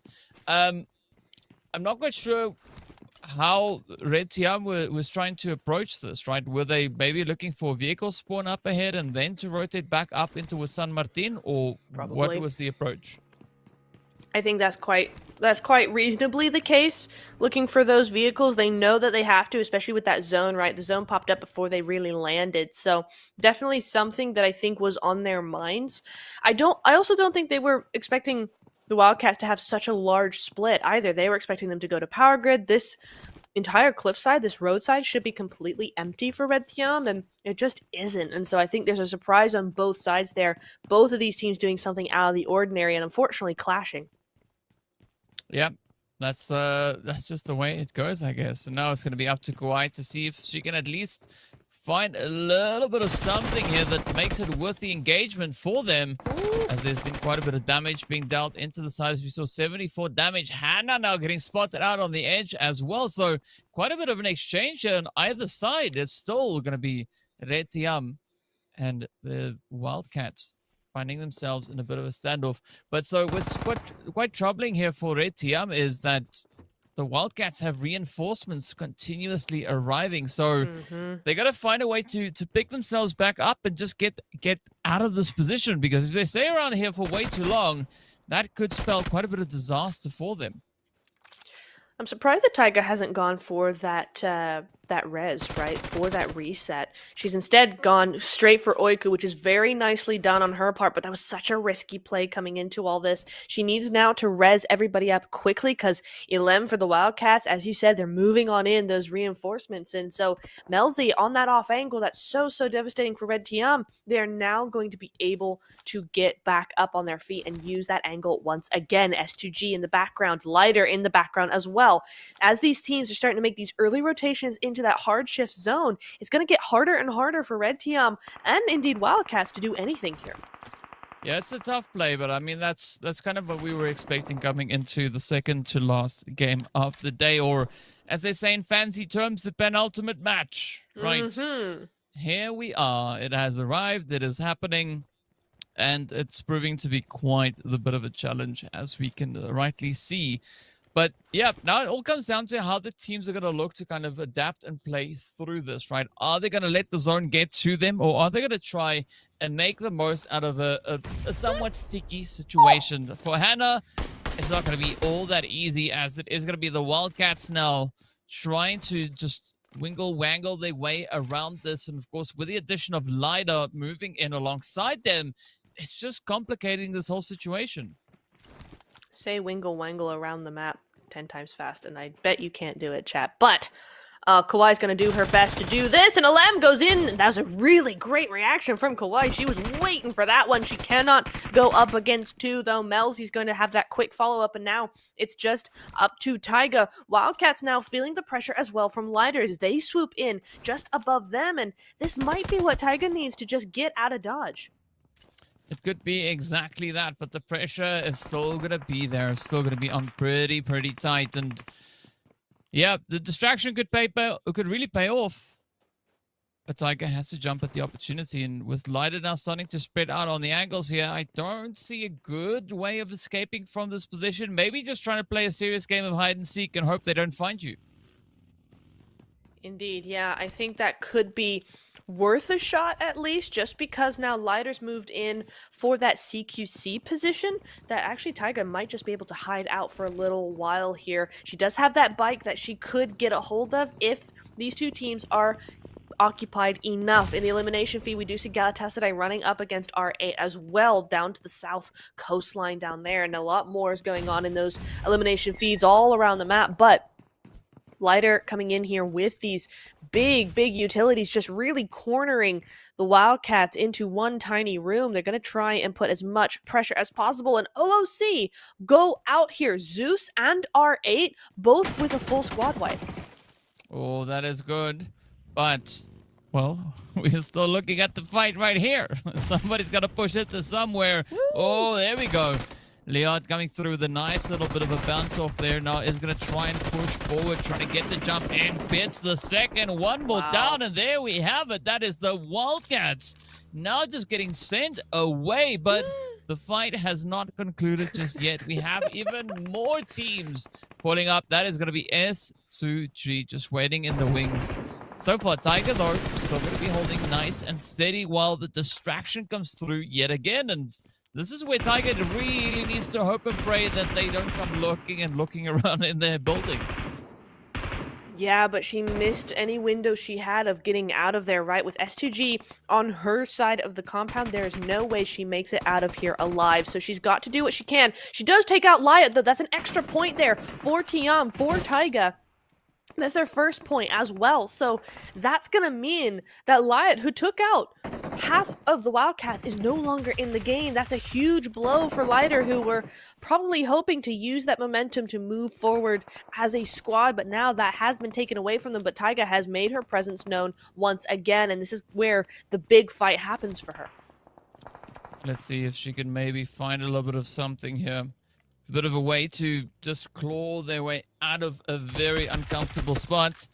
I mean, with Elena just knocking on the door, there's still a bit of hope, right? But with Frisia now starting to rotate up, it is going to become increasingly more challenging. Tiger quickly just trying to repossession, trying to bait them up top. But of course, that is also still well within utility range. Just one little foul bounce, and that could end it. The Tiger now just getting back in the same spot, now getting encircled as the players here start to move on through. Lighter, they want to close this one up. S2G want to wrap it up as well, but there we go.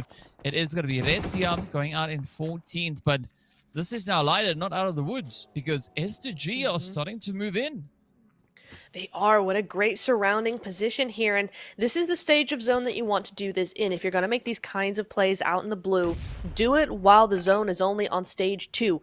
I mean, having said that, though, if we're looking at the health bars here, it's actually chunking quite a lot of health away here. It's taking that health bar and bringing it down to quite a low position here. But ooh, the bike might have been their only option, but maybe not the wisest one, as that's going to be a clear shot over onto them. But this 2-2 split is deadly from S2G. Yeah, I mean, again, teams fighting out in the blue. It's stage 2, so it's kind of okay, but again, not really advisable, because yeah, you are going to be losing quite a lot of unnecessary health, or unnecessarily losing health, rather. There we go. Right, makes more sense that way around. But yeah, I mean, SG, they're going to try and score the points that they have their eyes on. Is this a costly play? Yes. Is it worth it? I'm not convinced. But is it going to make them feel better? Sure, it might, right? Because they're going to have 4 points. The other question is, though, are they going to make it into zone? Yes, it's not a long way to go, but they've got 1:20 to go. And looking at Lider not going to look to give up easily. So they might spend the remainder of this phase right over here.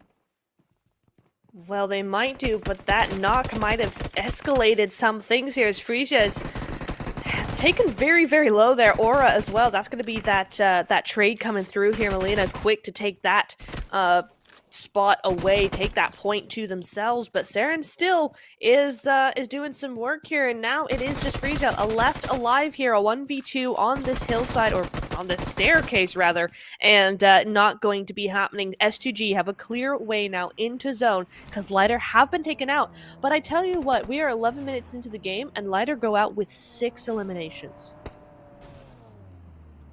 Yeah, I mean, Wildcats went out with 3. Yeah. Right, Zeus. All right, they're sitting on 4 apiece. So there's been quite a bit of aggression, in such a short period. You said 11. I'm seeing, okay, the 2 ones are just really close together. It almost looked like a 9. I was like, okay. Right, sure, let's take it. But looking at the zone shift, though, I think the teams are going to be feeling a little bit more at ease, seeing that we've already said goodbye to a few teams, so it's not going to be as pressured as we had in the previous version of Murmur here today. So, yeah, the terrain is going to allow for a lot more of those sneaky approaches for teams to really get to play up on the hills, especially towards the northern side of Los Leones, right? Very similar spot to where we have Ida moving around right now. So curious as to whether or not... There we go, right? Carly trying to make a few statements here and there. I mean, we'll only know by the end of the day, but I like the mindset. I like the mindset. Confidence. Yeah, there we go, right? I guess that works, right? I mean, sure.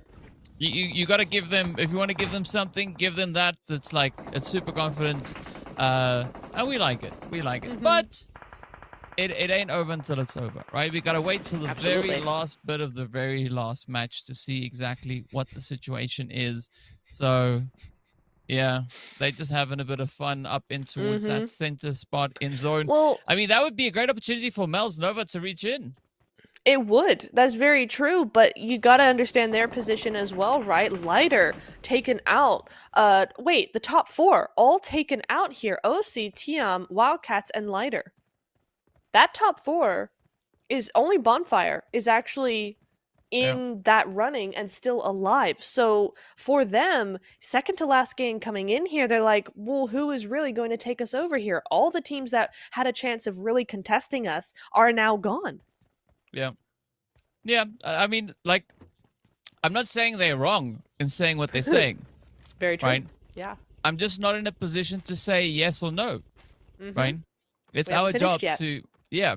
I mean, realistically, will we see a team like Bonfire secure themselves 70 odd points in one game? No. That's not how... There's not enough points available or left in this match. Right? Can that 70 points come in across 2 games? Yeah, it can. Ooh. But look at the shifts, right? It's still going to require quite a bit of work. And I mean, in order for something like that to happen, Galatasaray need to be taken out right now. Yep, immediately. Right? With no additional eliminations going to them. And then that same team that has a high amount of eliminations needs to continue to farm until the end of the game, and then do that again on the last match to get even remotely close to that. And a team that had a good chance to do that was Lida, already with 6 eliminations, but they're not here anymore. So No. yeah, it might be inevitable.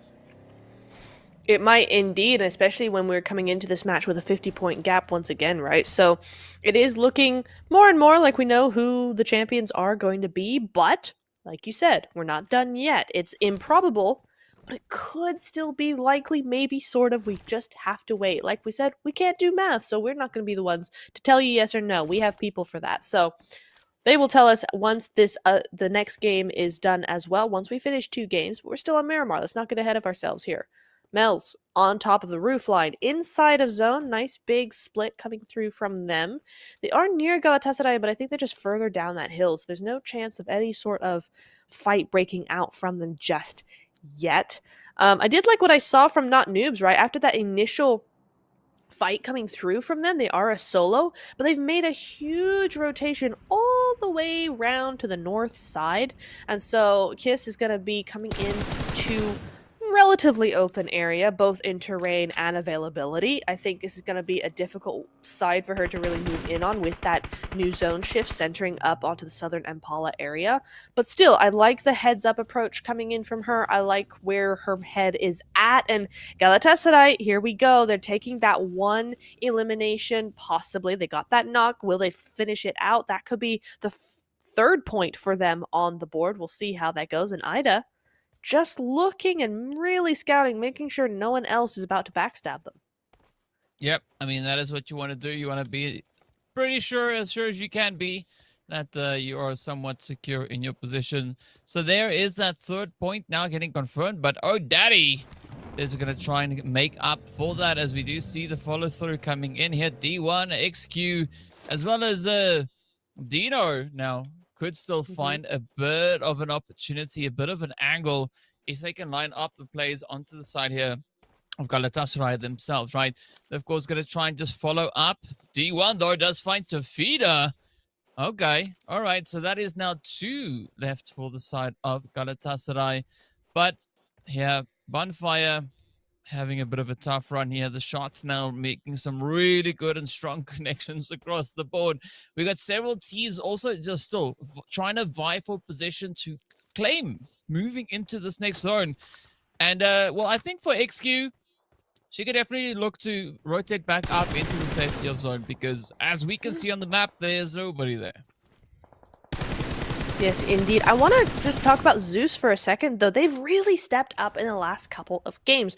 Again, it's something that I've been saying, is that strategy-wise, they seem to have a really good head on their shoulders. It's just they've not been able to convert that into points. Here, finally, we're starting to see those points come through for Zeus. 5 eliminations now. They're topping that elimination point leaderboard for this match at the moment. They still have a full squad, and they've got a decent position in zone. Finally, well, now the zone shifted, they're not in zone, but, you know, they're close enough, and it's a really good spot that they were in originally. So I like what I'm seeing coming out from them. It's been good to kind of watch that happen, where those points are starting to make sense for them. What doesn't make sense, though, is S2G. They're looking a little rough, a little worse for wear, let's say. And now, ooh, they're going duo in a buggy. That's very shootable. It might be shootable, but you know what happened to Zeus just then? He was saying their position looked good in zone, and then it wasn't anymore. You just nepped them, right? No. For those of you who don't know, Nep has this Niptura has this thing that we call nipping, right? No. When she's like, "Oh, this looks so great," and then it goes downhill. Horribly wrong. Right there. Yeah, that's called a nippy. But speaking of which, though, TPS, they're going to be looking to maybe play a bit of a position onto the side here of S2G, completely unrelated to the nipping I was just talking about. But it's going to be up to rotations for quite a few outlying teams. Zeus also going to try and see what their play will be. They don't have far to move to get themselves into this next position. And I'm looking at Ida, whether or not they are going to try and maybe climb those hills up onto the side where we had Atlas. Speaking about climbing, though, S2G might be climbing into the lobby pretty soon. They might just, but so is SH from TPES. They're not going to be able to save her here. They're opting for that position in zone. This is a precarious building. It's so open, but it's a darn good position inside of that zone. Was that an M24 I just saw in the elimination feed?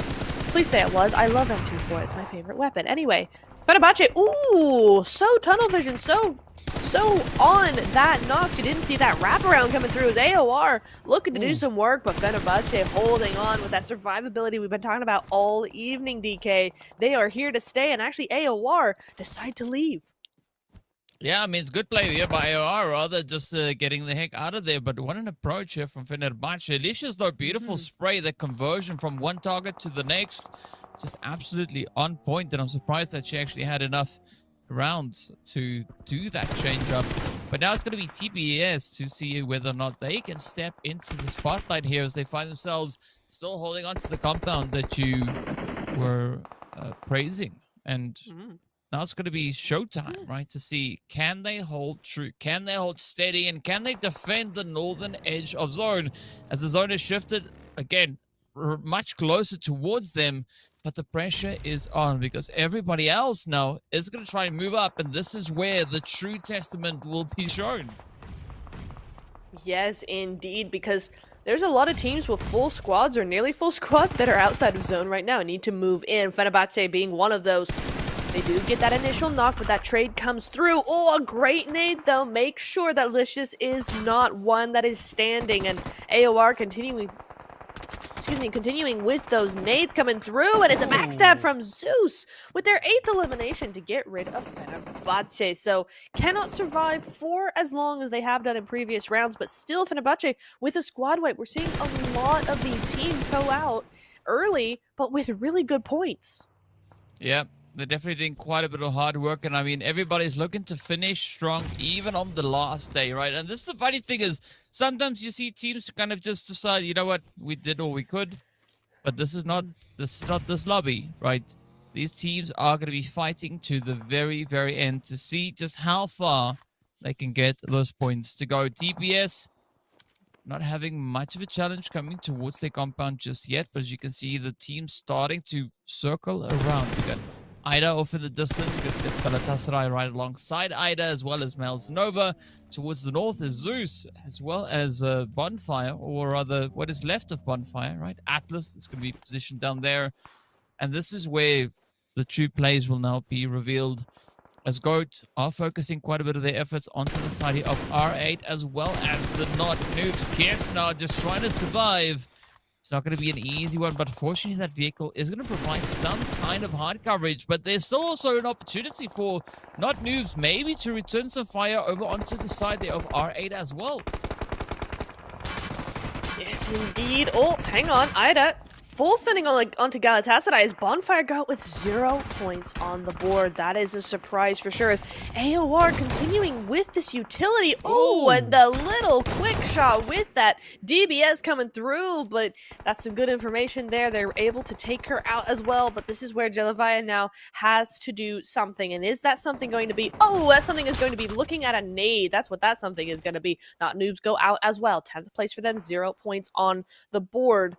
S12K, DBS, they're kind of all the same when it comes to those headshots, and that's exactly what we're going to see here, except it's an M4 this time, and it was Jelivia with that M24, just a side note. But anyway, and we move away at the very last moment. Matesha goes out there. AOR silently go out. Galatasaray go out. No back-to-back win for them, but it's TPES to grab those points. Yep, and that is exactly what we want to see. Some stars starting to shine right here. Pmewl Nova now looking to aggress onto the sides of Ida. Oh, the S12K, aka DBS, apparently coming through on the play there as Pmewl Nova wrap it up. Yet another team goes down. That is now them up to 5 eliminations. Zeus sitting on double that, and things are looking pretty good at the top of these standings for the time being. I mean, a very aggressive game across the board, as you mentioned earlier. A lot of teams walking away with several eliminations, but it's all going to come down to the final few, right? We are down to 6 teams, 16 players, and 2 players are currently within the zone. That's going to be Seren and Macy. But now, Batsuit quickly just hopping in the vehicle as Zeus starts their rotation, trying to wrap around and find a way of angle to play it, but it's not going to be easy because there aren't many. No, there really isn't, but Zeus have done such a phenomenal job with this game. They've been able to use this zone to their liking, and that's going to be why you see 10 eliminations on the board. Mel's Nova taking out S2G there at the very end, but the nades are starting to turn towards Zeus now. You see them just round the back of one of these teams up ahead. I'm not sure who that is. That's TPES up into zone, and that's where they're trying to get there themselves. Mel's on the other side of the zone goes out because R8 are looking directly at them, so that's going to be Mel's going down to 3. But we have our top 5, and actually there's a lot of players for those respective teams. Yeah, I mean 13, that's a very decent number to have, but well, we might go down to 12 as what Suit quickly got hit there. Unfortunately, the angles coming through from Goat has been able to just find a bit of a weakness at the expense of them here, but now it's going to be go time. R8 though, still alive and kicking as they're going to look to kick it into hyperdrive on their approach towards the edge. Several teams still holding nice and steady ahead of them, and I mean things are looking pretty challenging right now, but as soon as that blue zone has closed up, everyone is essentially just sitting around the same table, just looking into each other's eyes, and it's like, well, who's going to be the first one to go, you or me? It's very, very true here. Zeus trying to be that forward thinker, as is Leora. They're going to be the players to make the most moves at first here. Oh, Maisie just full head, just peeking out of that window. Could be quite an easy shot, but no, she's going to be moving elsewhere. Leora does get taken out. Molly from R8, the first to do that. Yagi looking straight at Kylie, though, and Kylie cannot afford to go down right here. She will not get res back up, most likely, with that zone moving in, right?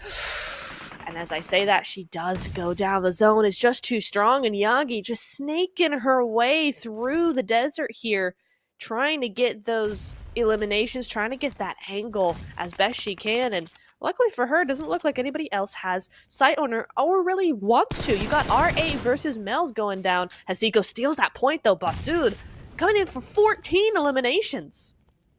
Yeah, Zeus, I mean, they've got some sparks starting to roll on in. It's getting a little bit overcast as well.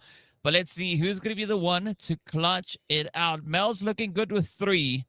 They're the only team with these high numbers now. Goat, though, they've been super active for a big majority of this game, but they don't have a single elimination yet, right? They've caused quite a bit of damage, but not converted any of those damage. Wow. But instead, they themselves will get converted into elims, and that is Zeus now up to 15. There's only a handful of players standing between Zeus and their potential winner chicken dinner. XQ going to be keeping it nice and concise up on the edge as they start to strafe and push on forward. R8 goes down, and now it is Mel's Nova and Zeus to fight it out to see who will be walking away with that winner chicken dinner. It is going to be absolute crazy angles that we are looking at right here. I mean, this is tough, right? But it's great for both of these teams because this would definitely boost anything and everything that they could have had up until this point. And it's also going to be one of these two teams' first chicken in the finals. It is indeed. This is exactly what we wanted to see from both these teams. We knew they had it in them. If Mel's win, that's a decent win. 8 eliminations plus the 10 points. Well, really, it's going to be 10 eliminations most likely, right? But 17 from Zeus, 8 from Basud. I think we know who the MVP is going to be, right? If she's not the MVP, something's very wrong because what the heck. Anyway, I think this is it. That's it. Oh, Daddy goes out. Nothing she can do against Maisie and crew of Zeus Esports. And that's going to be the end of game number 4. The second to last game of the finals goes over to Zeus. And what a win it was. I mean, that was quite the performance that we had coming in from them. It's like they just decided, you know what, this is going to be the match in which we are going to go absolutely crazy. We're going to try and claw our way back and just see how far we can push the envelope. How upsetting can we get? And I mean, what a bounce that is, right? Because if we look back at game number 3, they came in with 2 points, right? That's it.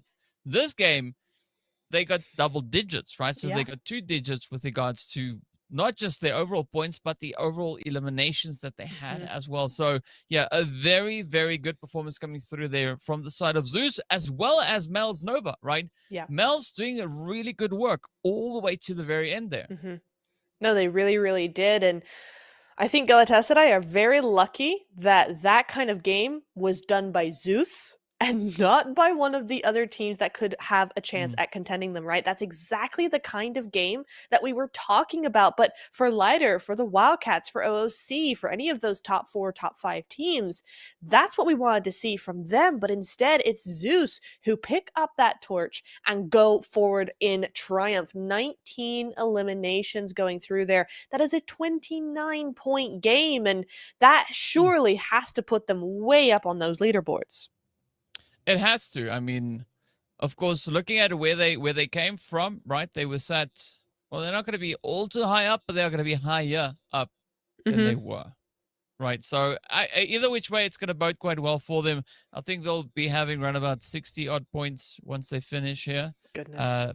In total, right? Not for the match. It's not a thing that happens. Yeah. But a good play nonetheless. And of course, we can see the return of the utilities coming back, going all the way from less than 100, which was 90 something, up to 218, right? Ooh. Very challenging play, but a lot of that came through in the early starts of the game. And of course, we do see Mali here securing the longest hit, 300 meters on the dot. And I think this was also a good play coming through for R8, right? Because they were still alive all the way up into that stage 7, which is where things really started to constrict and make things a lot more challenging for everybody involved in this lobby.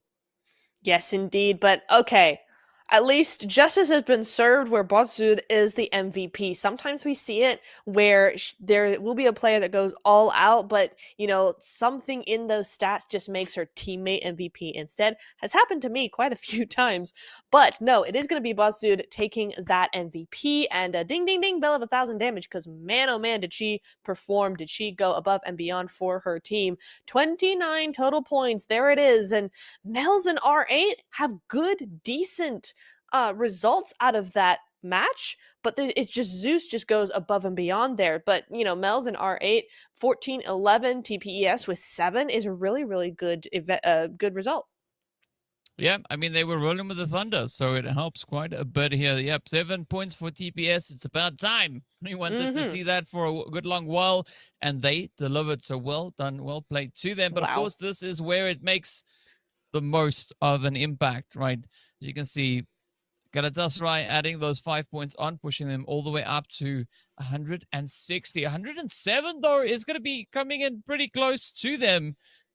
Kind of, maybe, not really. Sort of. But yeah, looking at the rest of the scoreboard, though, all the way from 2nd to, I'd say, call it 9th place, 10th place, we could still see quite a bit of shifting coming through in just this very last match, right? So it's all going to boil down to what that last game will bring. But of course, Zeus with their chicken has now jumped from 16th up into 13th position.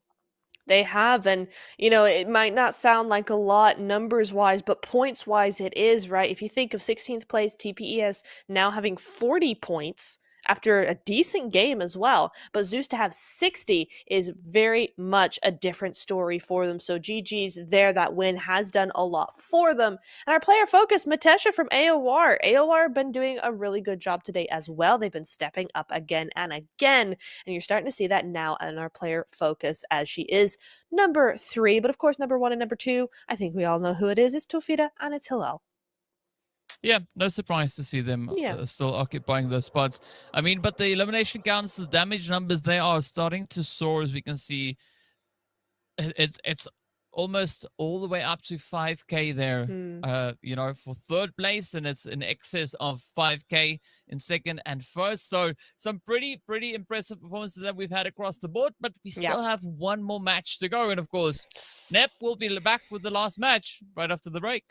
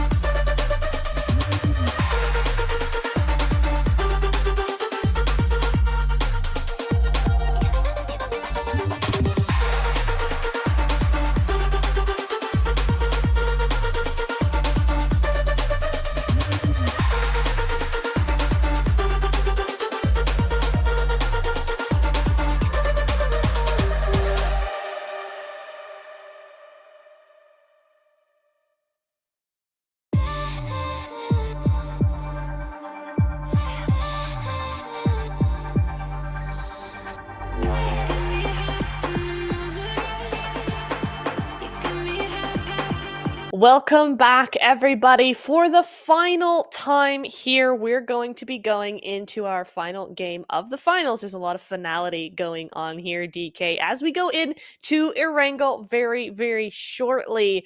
This is it. This is where we see who's going to be our champions and who's going to be in that top 5, top 10 as well. I mean, I think we all kind of know what the deal is with that first place position, but the rest of the lobby still have a lot to fight for, right? Especially with that final game. A lot of teams got some big points coming in, and that's just made those gaps all the closer.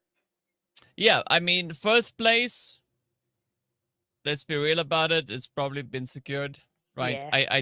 I don't see anybody getting 53 plus points in one game. game. Nah.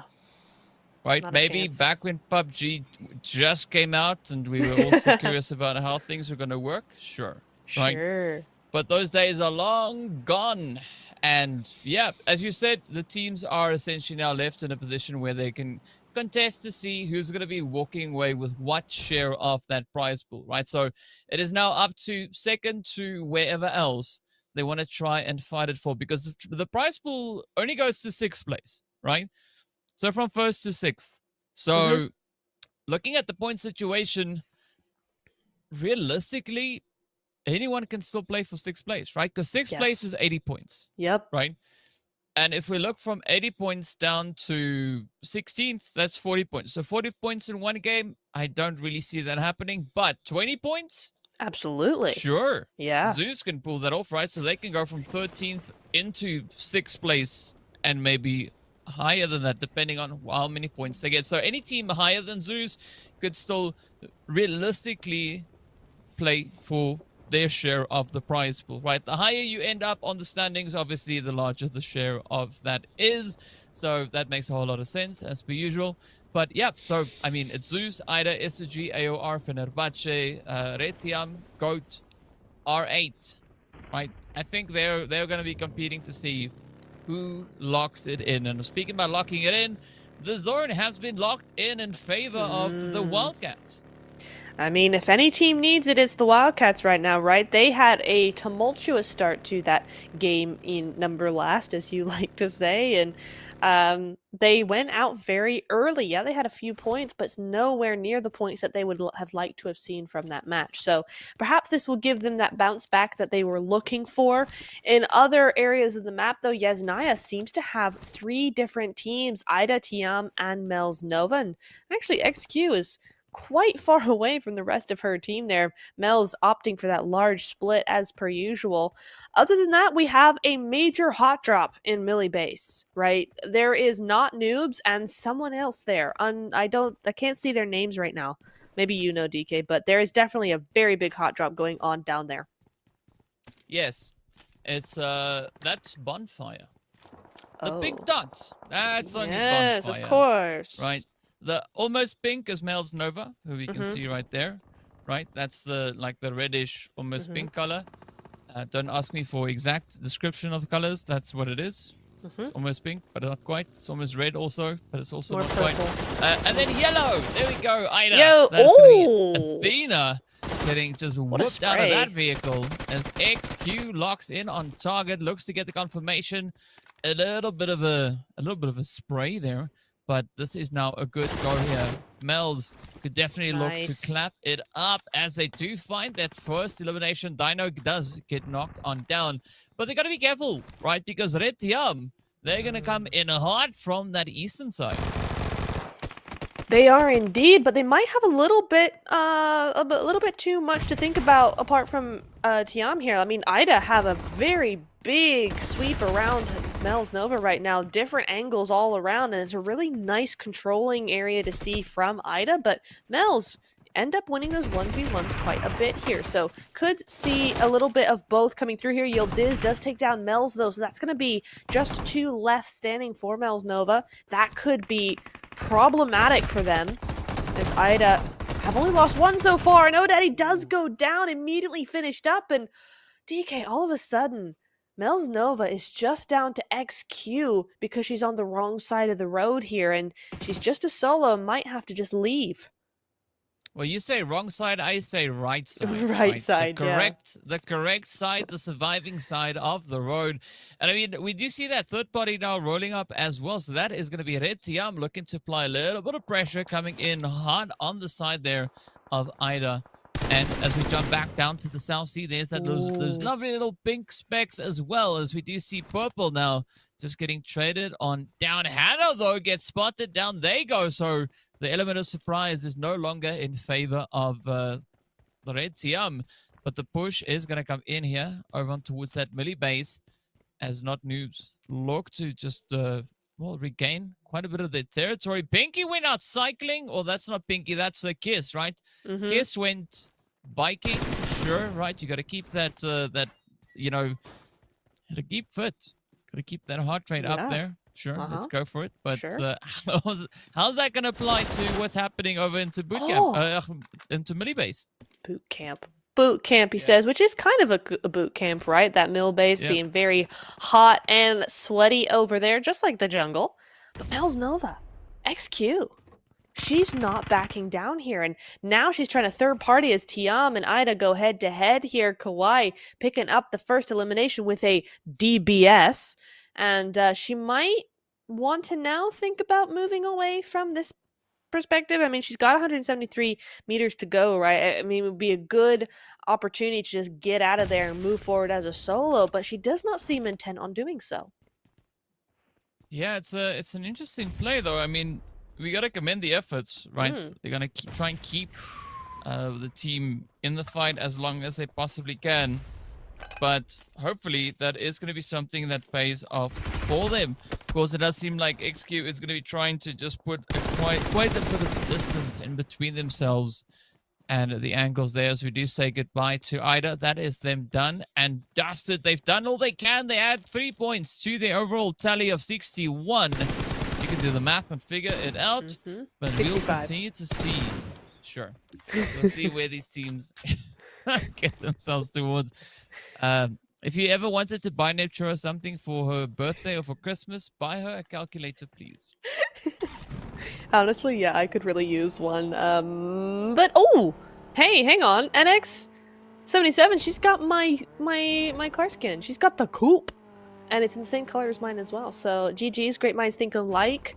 Very nicely done there. She's gonna use it to just roll over her enemies there, and try and get to Pinky, who is feeling the side effects of the zone, that's for sure, and also for Bonfire's bullets, I think. But we'll see how they can manage to get this one back. 2,000 meters to get to zone. This is not ideal for either of these teams. I think both of them were kind of betting on the zone, continuing what it's been doing in Erangel before, right? Where it's like kind of on both sides of the island and the mainland.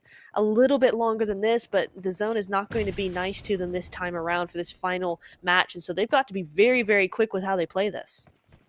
Yeah, they're going to have to do exactly that. But now it's going to be up in the radar tower where all the pressure is going to look to kind of end the plays here.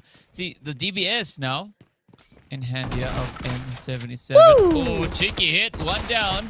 Few more to go. Oh, there we go. 2 down. Needs to get that final few plays. 1 player. And then it could be a full squad wipe. So let's see if N77 is going to be able to get the job done quickly. Just trying to dip out, heal up, and then continue the fight. As the molly now comes in ablazing.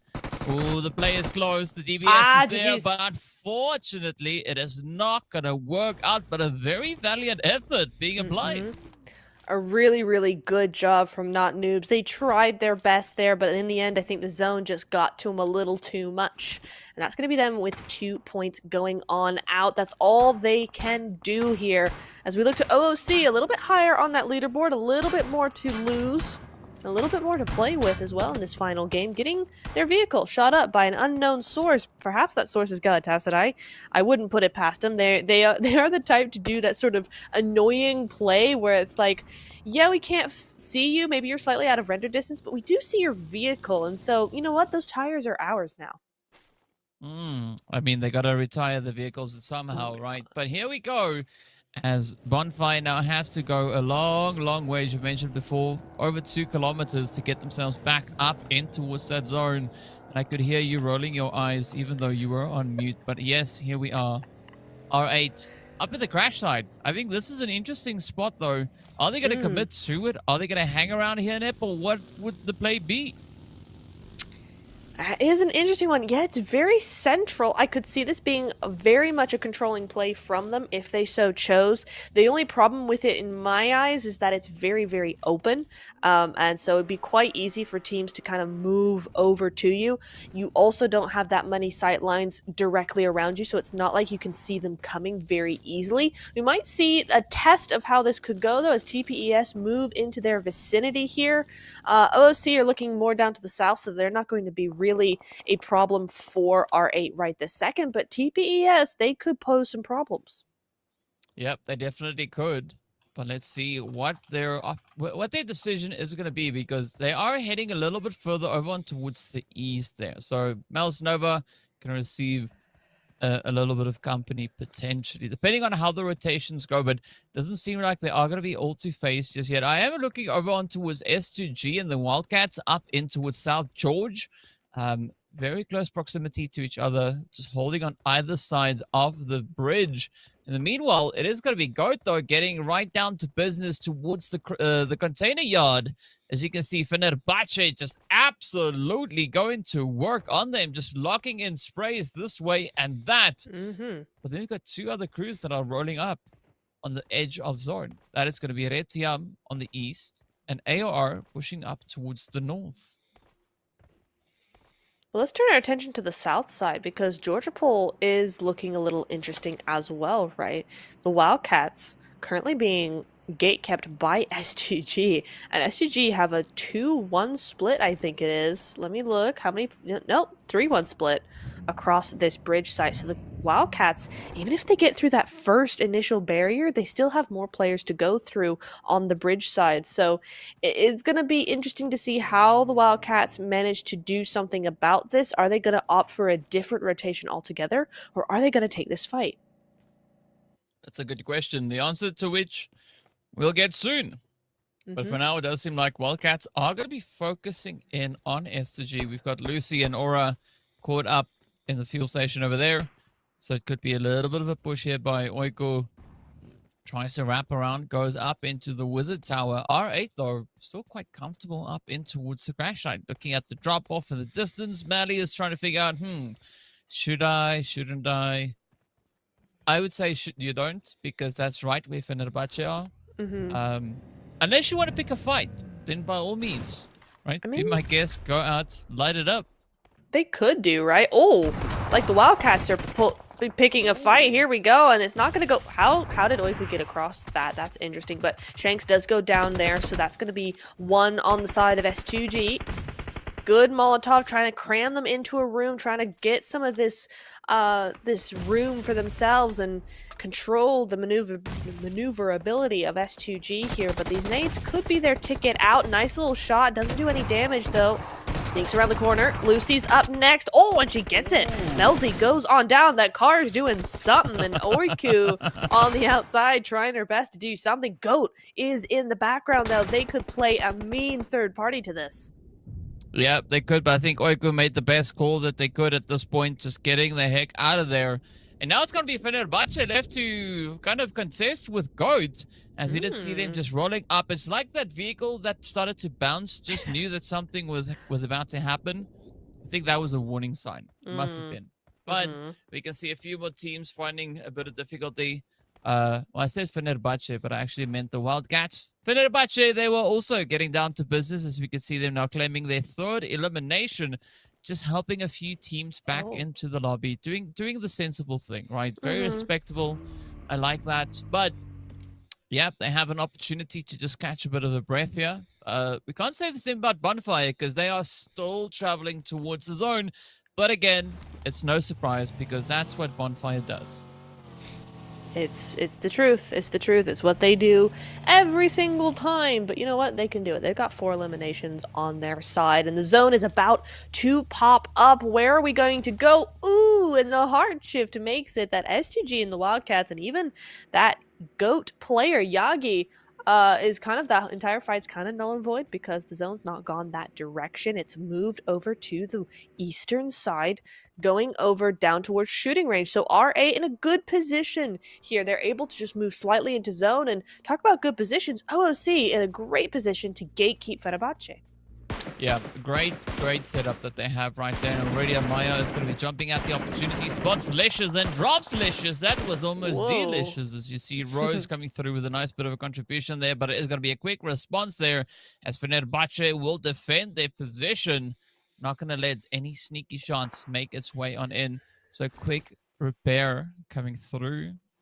And now OOC. A very spread out play here. It is going to be Bezumi all the way up in zone, at least securing the compound for the time being.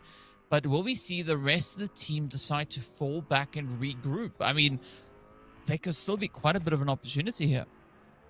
It could be indeed, but those opportunities are dwindling for R8. Look at the board. They've got 2 down at the moment, up against, I believe, AOR, up to that northern side. They finally have clashed, and R8 are playing for that position. They're playing for that end zone, so if they go out or even down to 2 now, it is going to throw a spanner in the works for them. So we'll keep an eye on how that's going. Hopeful does go down there. That's AOR's first point of the match. 14 teams still here, still alive though, and Fenerbahce, I'm not sure how Fenerbahce get out of this one, to be honest. I mean, I'm not sure they really have those vehicles, and OOC has such a spread across this zone that, you know, even though Irelia is trying to do something here, I think everybody, OOC, all have sightlines on this entire side. Yeah, but knowing Fenerbahce, we're going to pan away like we did just now, and the next moment we'll look back and Fenerbahce is in zone. True. How did they do that? Magic, right? That's how they did it. But in the meanwhile, Fenerbahce have another problem. S2G is moving in behind them as well, right? Following the line of buildings towards this point right here. So there could be an interesting play at hand. But Fenerbahce, they're not going to miss out on any opportunities as they do spot their play there. So one player down, helping to alleviate a little bit of the pressure now as we look over on toward Yagi. Yagi's got this whole position essentially for herself, right? Nobody over there. We do have some cars and things and whatnot, but that's about it, right? We do have Galatasaray a little bit further on towards the eastern side. So you got to watch out because they're looking essentially right at Yagi. Yeah, they are. It makes it very difficult for Yagi to do anything. I think she could probably sneak over into Ruins, right? Go right up over Everest and back behind into that Ruins area and just sneak through the water as a solo. But that is going to be difficult, particularly when the Wildcats are moving up right behind her. I think they've just taken a right turn over towards Everest, but still, there is going to be something going on over there. And AOR have taken control of what was R8's. I mean, R8 just down to a duo in a small area in this shack. And they're going to just hold on out there. TPES as well, looking in a really strong position. Oh, but this way Fenerbahce needs to watch it. You're talking about Galatasaray just shooting at the tires. Well, they're going a little bit further than that now. They've spotted players as well. So, yeah, Fenerbahce needs to be very, very cautious. I mean, Fenerbahce is right behind the camera, right behind the view that we are looking at here by Galatasaray. So, they're right on the edge of the blue over on the western side. So, yeah, Galatasaray, they've got the line of sight that they need to just be an absolute menace at this point. S2G also going to be continuing on with their play as they've got, well, one half of their team, I'd say, down on towards the side there of R8. And that is not the spot that you want to be in. The rest of the team a little bit further up towards the north as they continue to look to play for a bit of that peace and tranquility, at least for the time being. But now it's going to be go time because everybody is going to look to just move in towards the zone, right? The Red Tiam coming in from the eastern side, Fenerbahce, OOC, S2G, AOR, everybody else over on towards the west and the south. Yeah, it's about to get very, very busy. Lighter as well made good use of the distractions going on everywhere else to actually move across the bridge behind Galatasaray, and now they occupy that southern side. They're not in zone yet. Zeus aren't either, who are right next to them, but still, they have a good portion and a good entrance into zone if they're quick, because Galatasaray now looking to chase Fenerbahce into zone and spread out as well over that southern side. So they're going to have to be very, very careful here. On the side of Fenerbahce, you do see OOC being able to knock one. So Fenerbahce are going to be up as 3. I think there's no way they're going to be able to get that knock, except wait, I think she might be in a vehicle here, but maybe not for long, as now Galatasaray able to take some shots over onto Barbie and her car. Oh, yeah, this is not going to be good, though. Barbie can only survive so long, and the shots making some meaningful connections as Lina reaches in from atop the hill.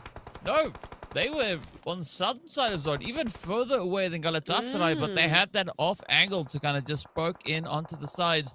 And AOR actually will be the team to finish it up as Barbie gets picked on down. That is Hilal, though, now feeling a little bit of their own medicine as Elena just locks on in and sends the lead over.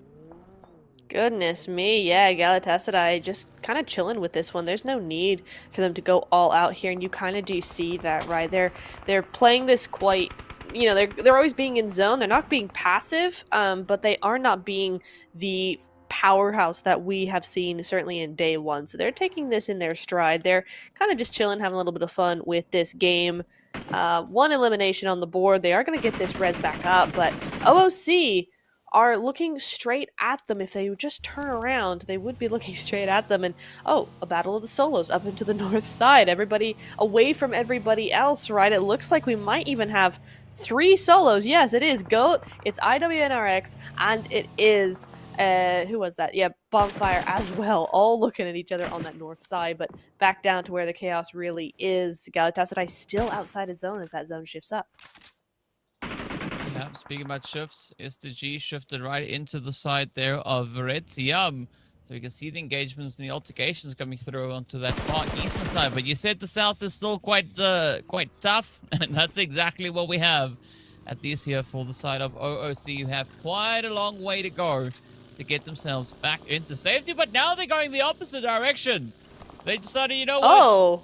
Let's go have it. We're going to rush straight up onto Galatasaray to see if we can send them out. Oh, but instead, OOC GG's. might be in a little bit of trouble here. As you can see, Bizumi quickly just trying to recover a little bit of the pacing. But now, this is that play, right? Galatasaray, yes, they have gone down. But in OOC doing this, they've actually now just kind of made themselves a target for all the teams in the vicinity. They have. They really, really have. And R8, you saw them taking advantage of that. S2G taking advantage of Yagi's, pointing at the other solo there. So Bonfire does manage to get out of that one alive, and now R8 looking a little worse for wear against Fenerbahce. This team does not back down. I mean, look at Fenerbahce. They have a solo. One is knocked, one is still up, and they're still going for those eliminations. They do not go out without a fight, and the Wildcats now are the next to fall with only 1 elimination. Well, a lot of these teams seem to be absolutely relentless now. OOC Dreamcore, they've been able to get themselves somewhat back into contention here, but you still gotta watch out. Yep, XQ comes through with the executations on the edge there, and with that, R8 Sapphire also make their way back into the lobby. Down to only 8 teams. I mean, this is where we'll see those numbers now really start to crumble and just start tanking. We will indeed, and that zone is not giving them any respite. It keeps shifting away from all these teams that are just trying to climb into zone and any edge they can. And Molina doing massive work there. Great nade over there to get 3 eliminations. And Lighter, again, one of those teams that have been making moves, but not waves, right? Only 3 points on the board for them so far, but now they're into those placement points as well. And as the zones get closer, this is where they can start making their mark. AOR, in the meantime, up to 7 eliminations. A really, really good show for them in this final game. Yeah, definitely a very respectable play coming through on that end. But look at the quick reactions here from Lida. It's like, no. And then the shots just continue to fry. Jelevaya with a very quick and swift play here. But there's going to be an absolute mess with regards to those vehicles. As Lida closed it up, that is AOR getting rammed back into the lobby. S2G also going to be capitalizing on a little bit of that carnage as they also start to move upwards. You can see Seren just looking for a little bit of a viable position over on the edge. Red Tiam still in the mix. And this is where things can get quite interesting because teams now know, right? This is it. This is the final push, the final stand. Let's make it count. Yes, indeed. Top 5 are here. Lighter, Tiam, Mel's Nova. Mel's Nova? How did she get in here? XQ has survived from that initial fight all the way in Yasnaya, what seems like years ago. And here she is in the top 5 coming through here. TPES have a full squad still in these final matches, being able to do a lot of work here. And of course, S2G as that solo just hanging on there as well. So a very, very even space, I think, for these teams. A 2v3, v1, v4, v1. I mean, TPS obviously have that advantage, but they're not in zone right now. In fact, Red Tiam, with their 3 players up, are the only ones properly in zone here. Well, let's see. Can they lock it down? Right, Red Tiam, good position to work off of. But again, the terrain proving to be a little bit more challenging. Still got to watch out for what TPS could bring as they crest that hill, right? Because they're the only squad with a 4P. So they have the slight numbers advantage, but are they going to have the strategical advantage, right? That is going to be the key to claim that winner chicken dinner. Seren is going to try and outlast the efforts and the aggression coming through there from Lida. So much so that they do find the response, but then rather than get picked that up, Frisia with a quick follow through. And that is going to be Lida now up onto 6 eliminations. You said XQ just being absolutely relentless, still managing to survive. Cupquake spots her, down she goes. Goodbye, good night. As Mel's Nova will have to settle for those 3 eliminations and, of course, the placement points that come with 4th place. Now, TPS and Red Tiam are going to be focusing all the efforts in on each other. They are indeed, and we're down to the final 2, and it's just a 2v4 at this point. Catfanes is not going to be able to stay alive to the end of the game here. Semina does go down, though. A nice quick trade coming over here, but that's going to be a 3rd now. It's a 1v3, and TPES have every advantage offered to them here. That's going to be a try, but it's going to be a fail as TPES come in guns blazing from start to finish to get the final win of this season. Yep, well done, well played. What a way to close it off. I mean, we've looked at a plethora of matches, right? The teams have played so much all the way from week number 1, but they played even more before that, right? In the qualifiers.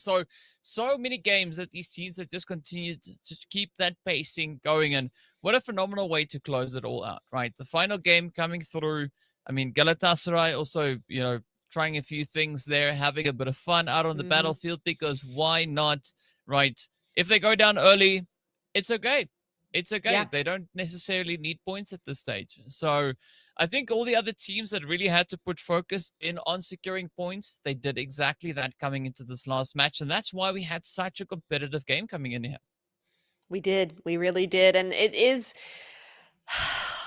It's going to be interesting to see that leaderboard. It's been a lot of stuff going on, hasn't it? It's been a lot of things all at once, many points, and it's hard to keep track of, which is why we have a leaderboard. But I want to see how Tiam were able to end up converting from points to leaderboard placement, right? Because they were in with a real chance at getting much higher than they were. They brought in a decent result here, 2nd place and 9 eliminations, something like that. So something that we really want to watch out for. But it is really nice for TPES to get that final win with 9 eliminations as well. And not that much damage taken, right? I think that's a testament to both what they were able to take without receiving, and also their strategy of kind of playing edge and being on the edge a little bit more, where they were able to take some of these teams out without really being seen themselves.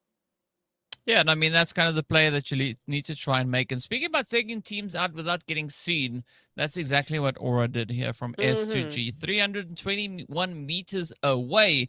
So a nice little bit of a reach, getting poked at there. Again, a very decent usage of the utilities, but it makes sense looking at how excessively the smokes and grenades were used, especially moving into these last few stages, right? When the zone is tough, the utility usage goes up quite a bit. But again, the health is respectable. It's not too high. It shows the just pure pacing that we had coming through. And speaking about pacing, of course, a big pace has been brought up here by Jedivaya, coming through with those 4 eliminations and nearly 600 damage. Yeah, very nice run for her as well. MVP to end off the evening. She was number 3 in our player focus before this game as well. This will have solidified her position as well as that.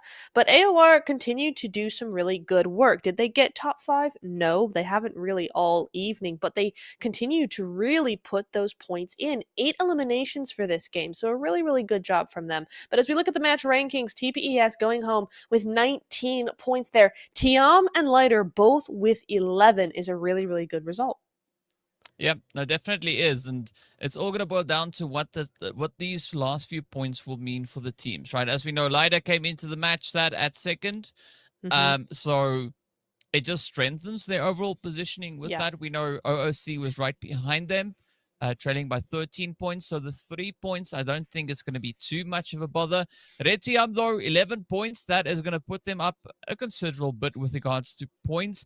But we'll have to see exactly what that final sheet brings on in. Yes, we will. And I think I'm hearing in my ear we are going to be seeing our champions up on the board right now. And it is no surprise. It is Galatasaray coming in at that number 1 spot. Another win. They've defended their title successfully, DK. They are our champions for season 4. Yeah, and a big congratulations going out to them. And of course, I mean, these girls are absolute beasts. They are. In the best possible way. And I stick to what I said. If I see them in the lobby, I'm leaving. I'm sorry, but like there's just no chance for me whatsoever. But looking at these points, a very respectable game has been put up by not only them, but everyone in the lobby, right? Look at this. I mean, Lighter finishing with those 2 chicken dinners. We got Bonfire coming in with 2 chickens, Wildcats with 1, R8 coming through with 2. But as we know, right, the prize pool only extends so far. So Retiam, they've managed to get themselves in the money, right? Yes. To get themselves a share of that prize pool. So an amazing job. Well done. But you got to give it out to these teams, right? We've been seeing such a roller coaster of games, right? Coming all the way from week 1. Like some teams step up, then another one steps up, and then everybody was just going absolutely crazy. But it's good to see the overall turnout, just how all of this has then come to a conclusion. I mean, I think some very well-deserved positions on these standings.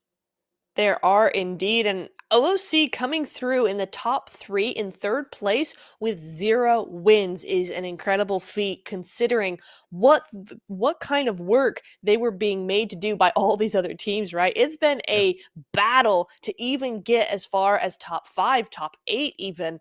So OOC coming in with 0 wins under their belt, but 97 total points is insane. So a big GG's going over to them specifically. And all of these teams have done themselves very, very proud. They've all played very, very well. I think it's more about what they were allowed to do versus what they could do. Yeah, I mean, they did what they could within what was available and capable to them at that point, right? But I think still some very respectable gameplay that was brought to the foreground here. And of course, we got to give it up to our top 3 performers across the finals: Tofida, Hilal, as well as Matesha, and some pretty dang impressive numbers that they've brought in for their respective teams. And of course, it extends beyond that, right? Because we've got not only 3 players, we've got a few more that have also brought in quite a few impressive plays. So, yeah, I think this is, it's worth saying that there was quite a bit of a play, quite a bit of an angle that we saw from all these ladies. I mean, we saw Milena as well from Lighter also bring in quite a bit of performance. Amaya, Rose, Alem, Purple, right? Yes. Several of these ladies, they just popped or if they were an absolute nuisance to the opposing players on the battlefield. But we love to see that.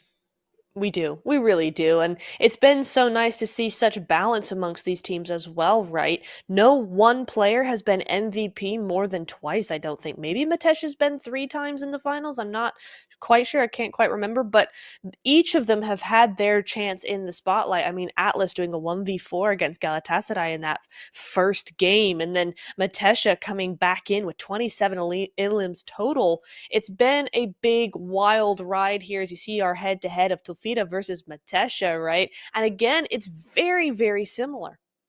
Yeah.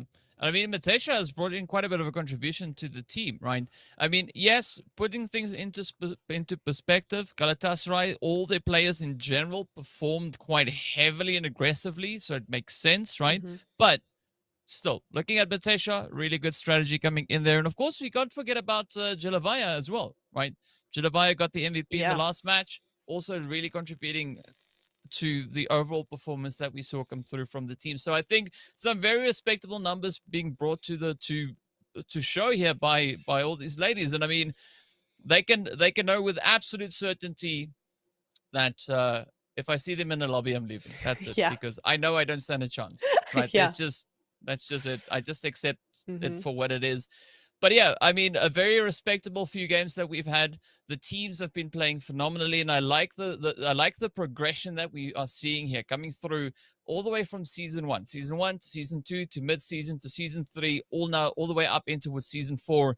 Mm-hmm. Things are sticking, right? These ladies are becoming scary. Yes. Well, not becoming scary. They've been scary for a good long while now, but it's almost nightmare invoking, and I like it. Mm-hmm.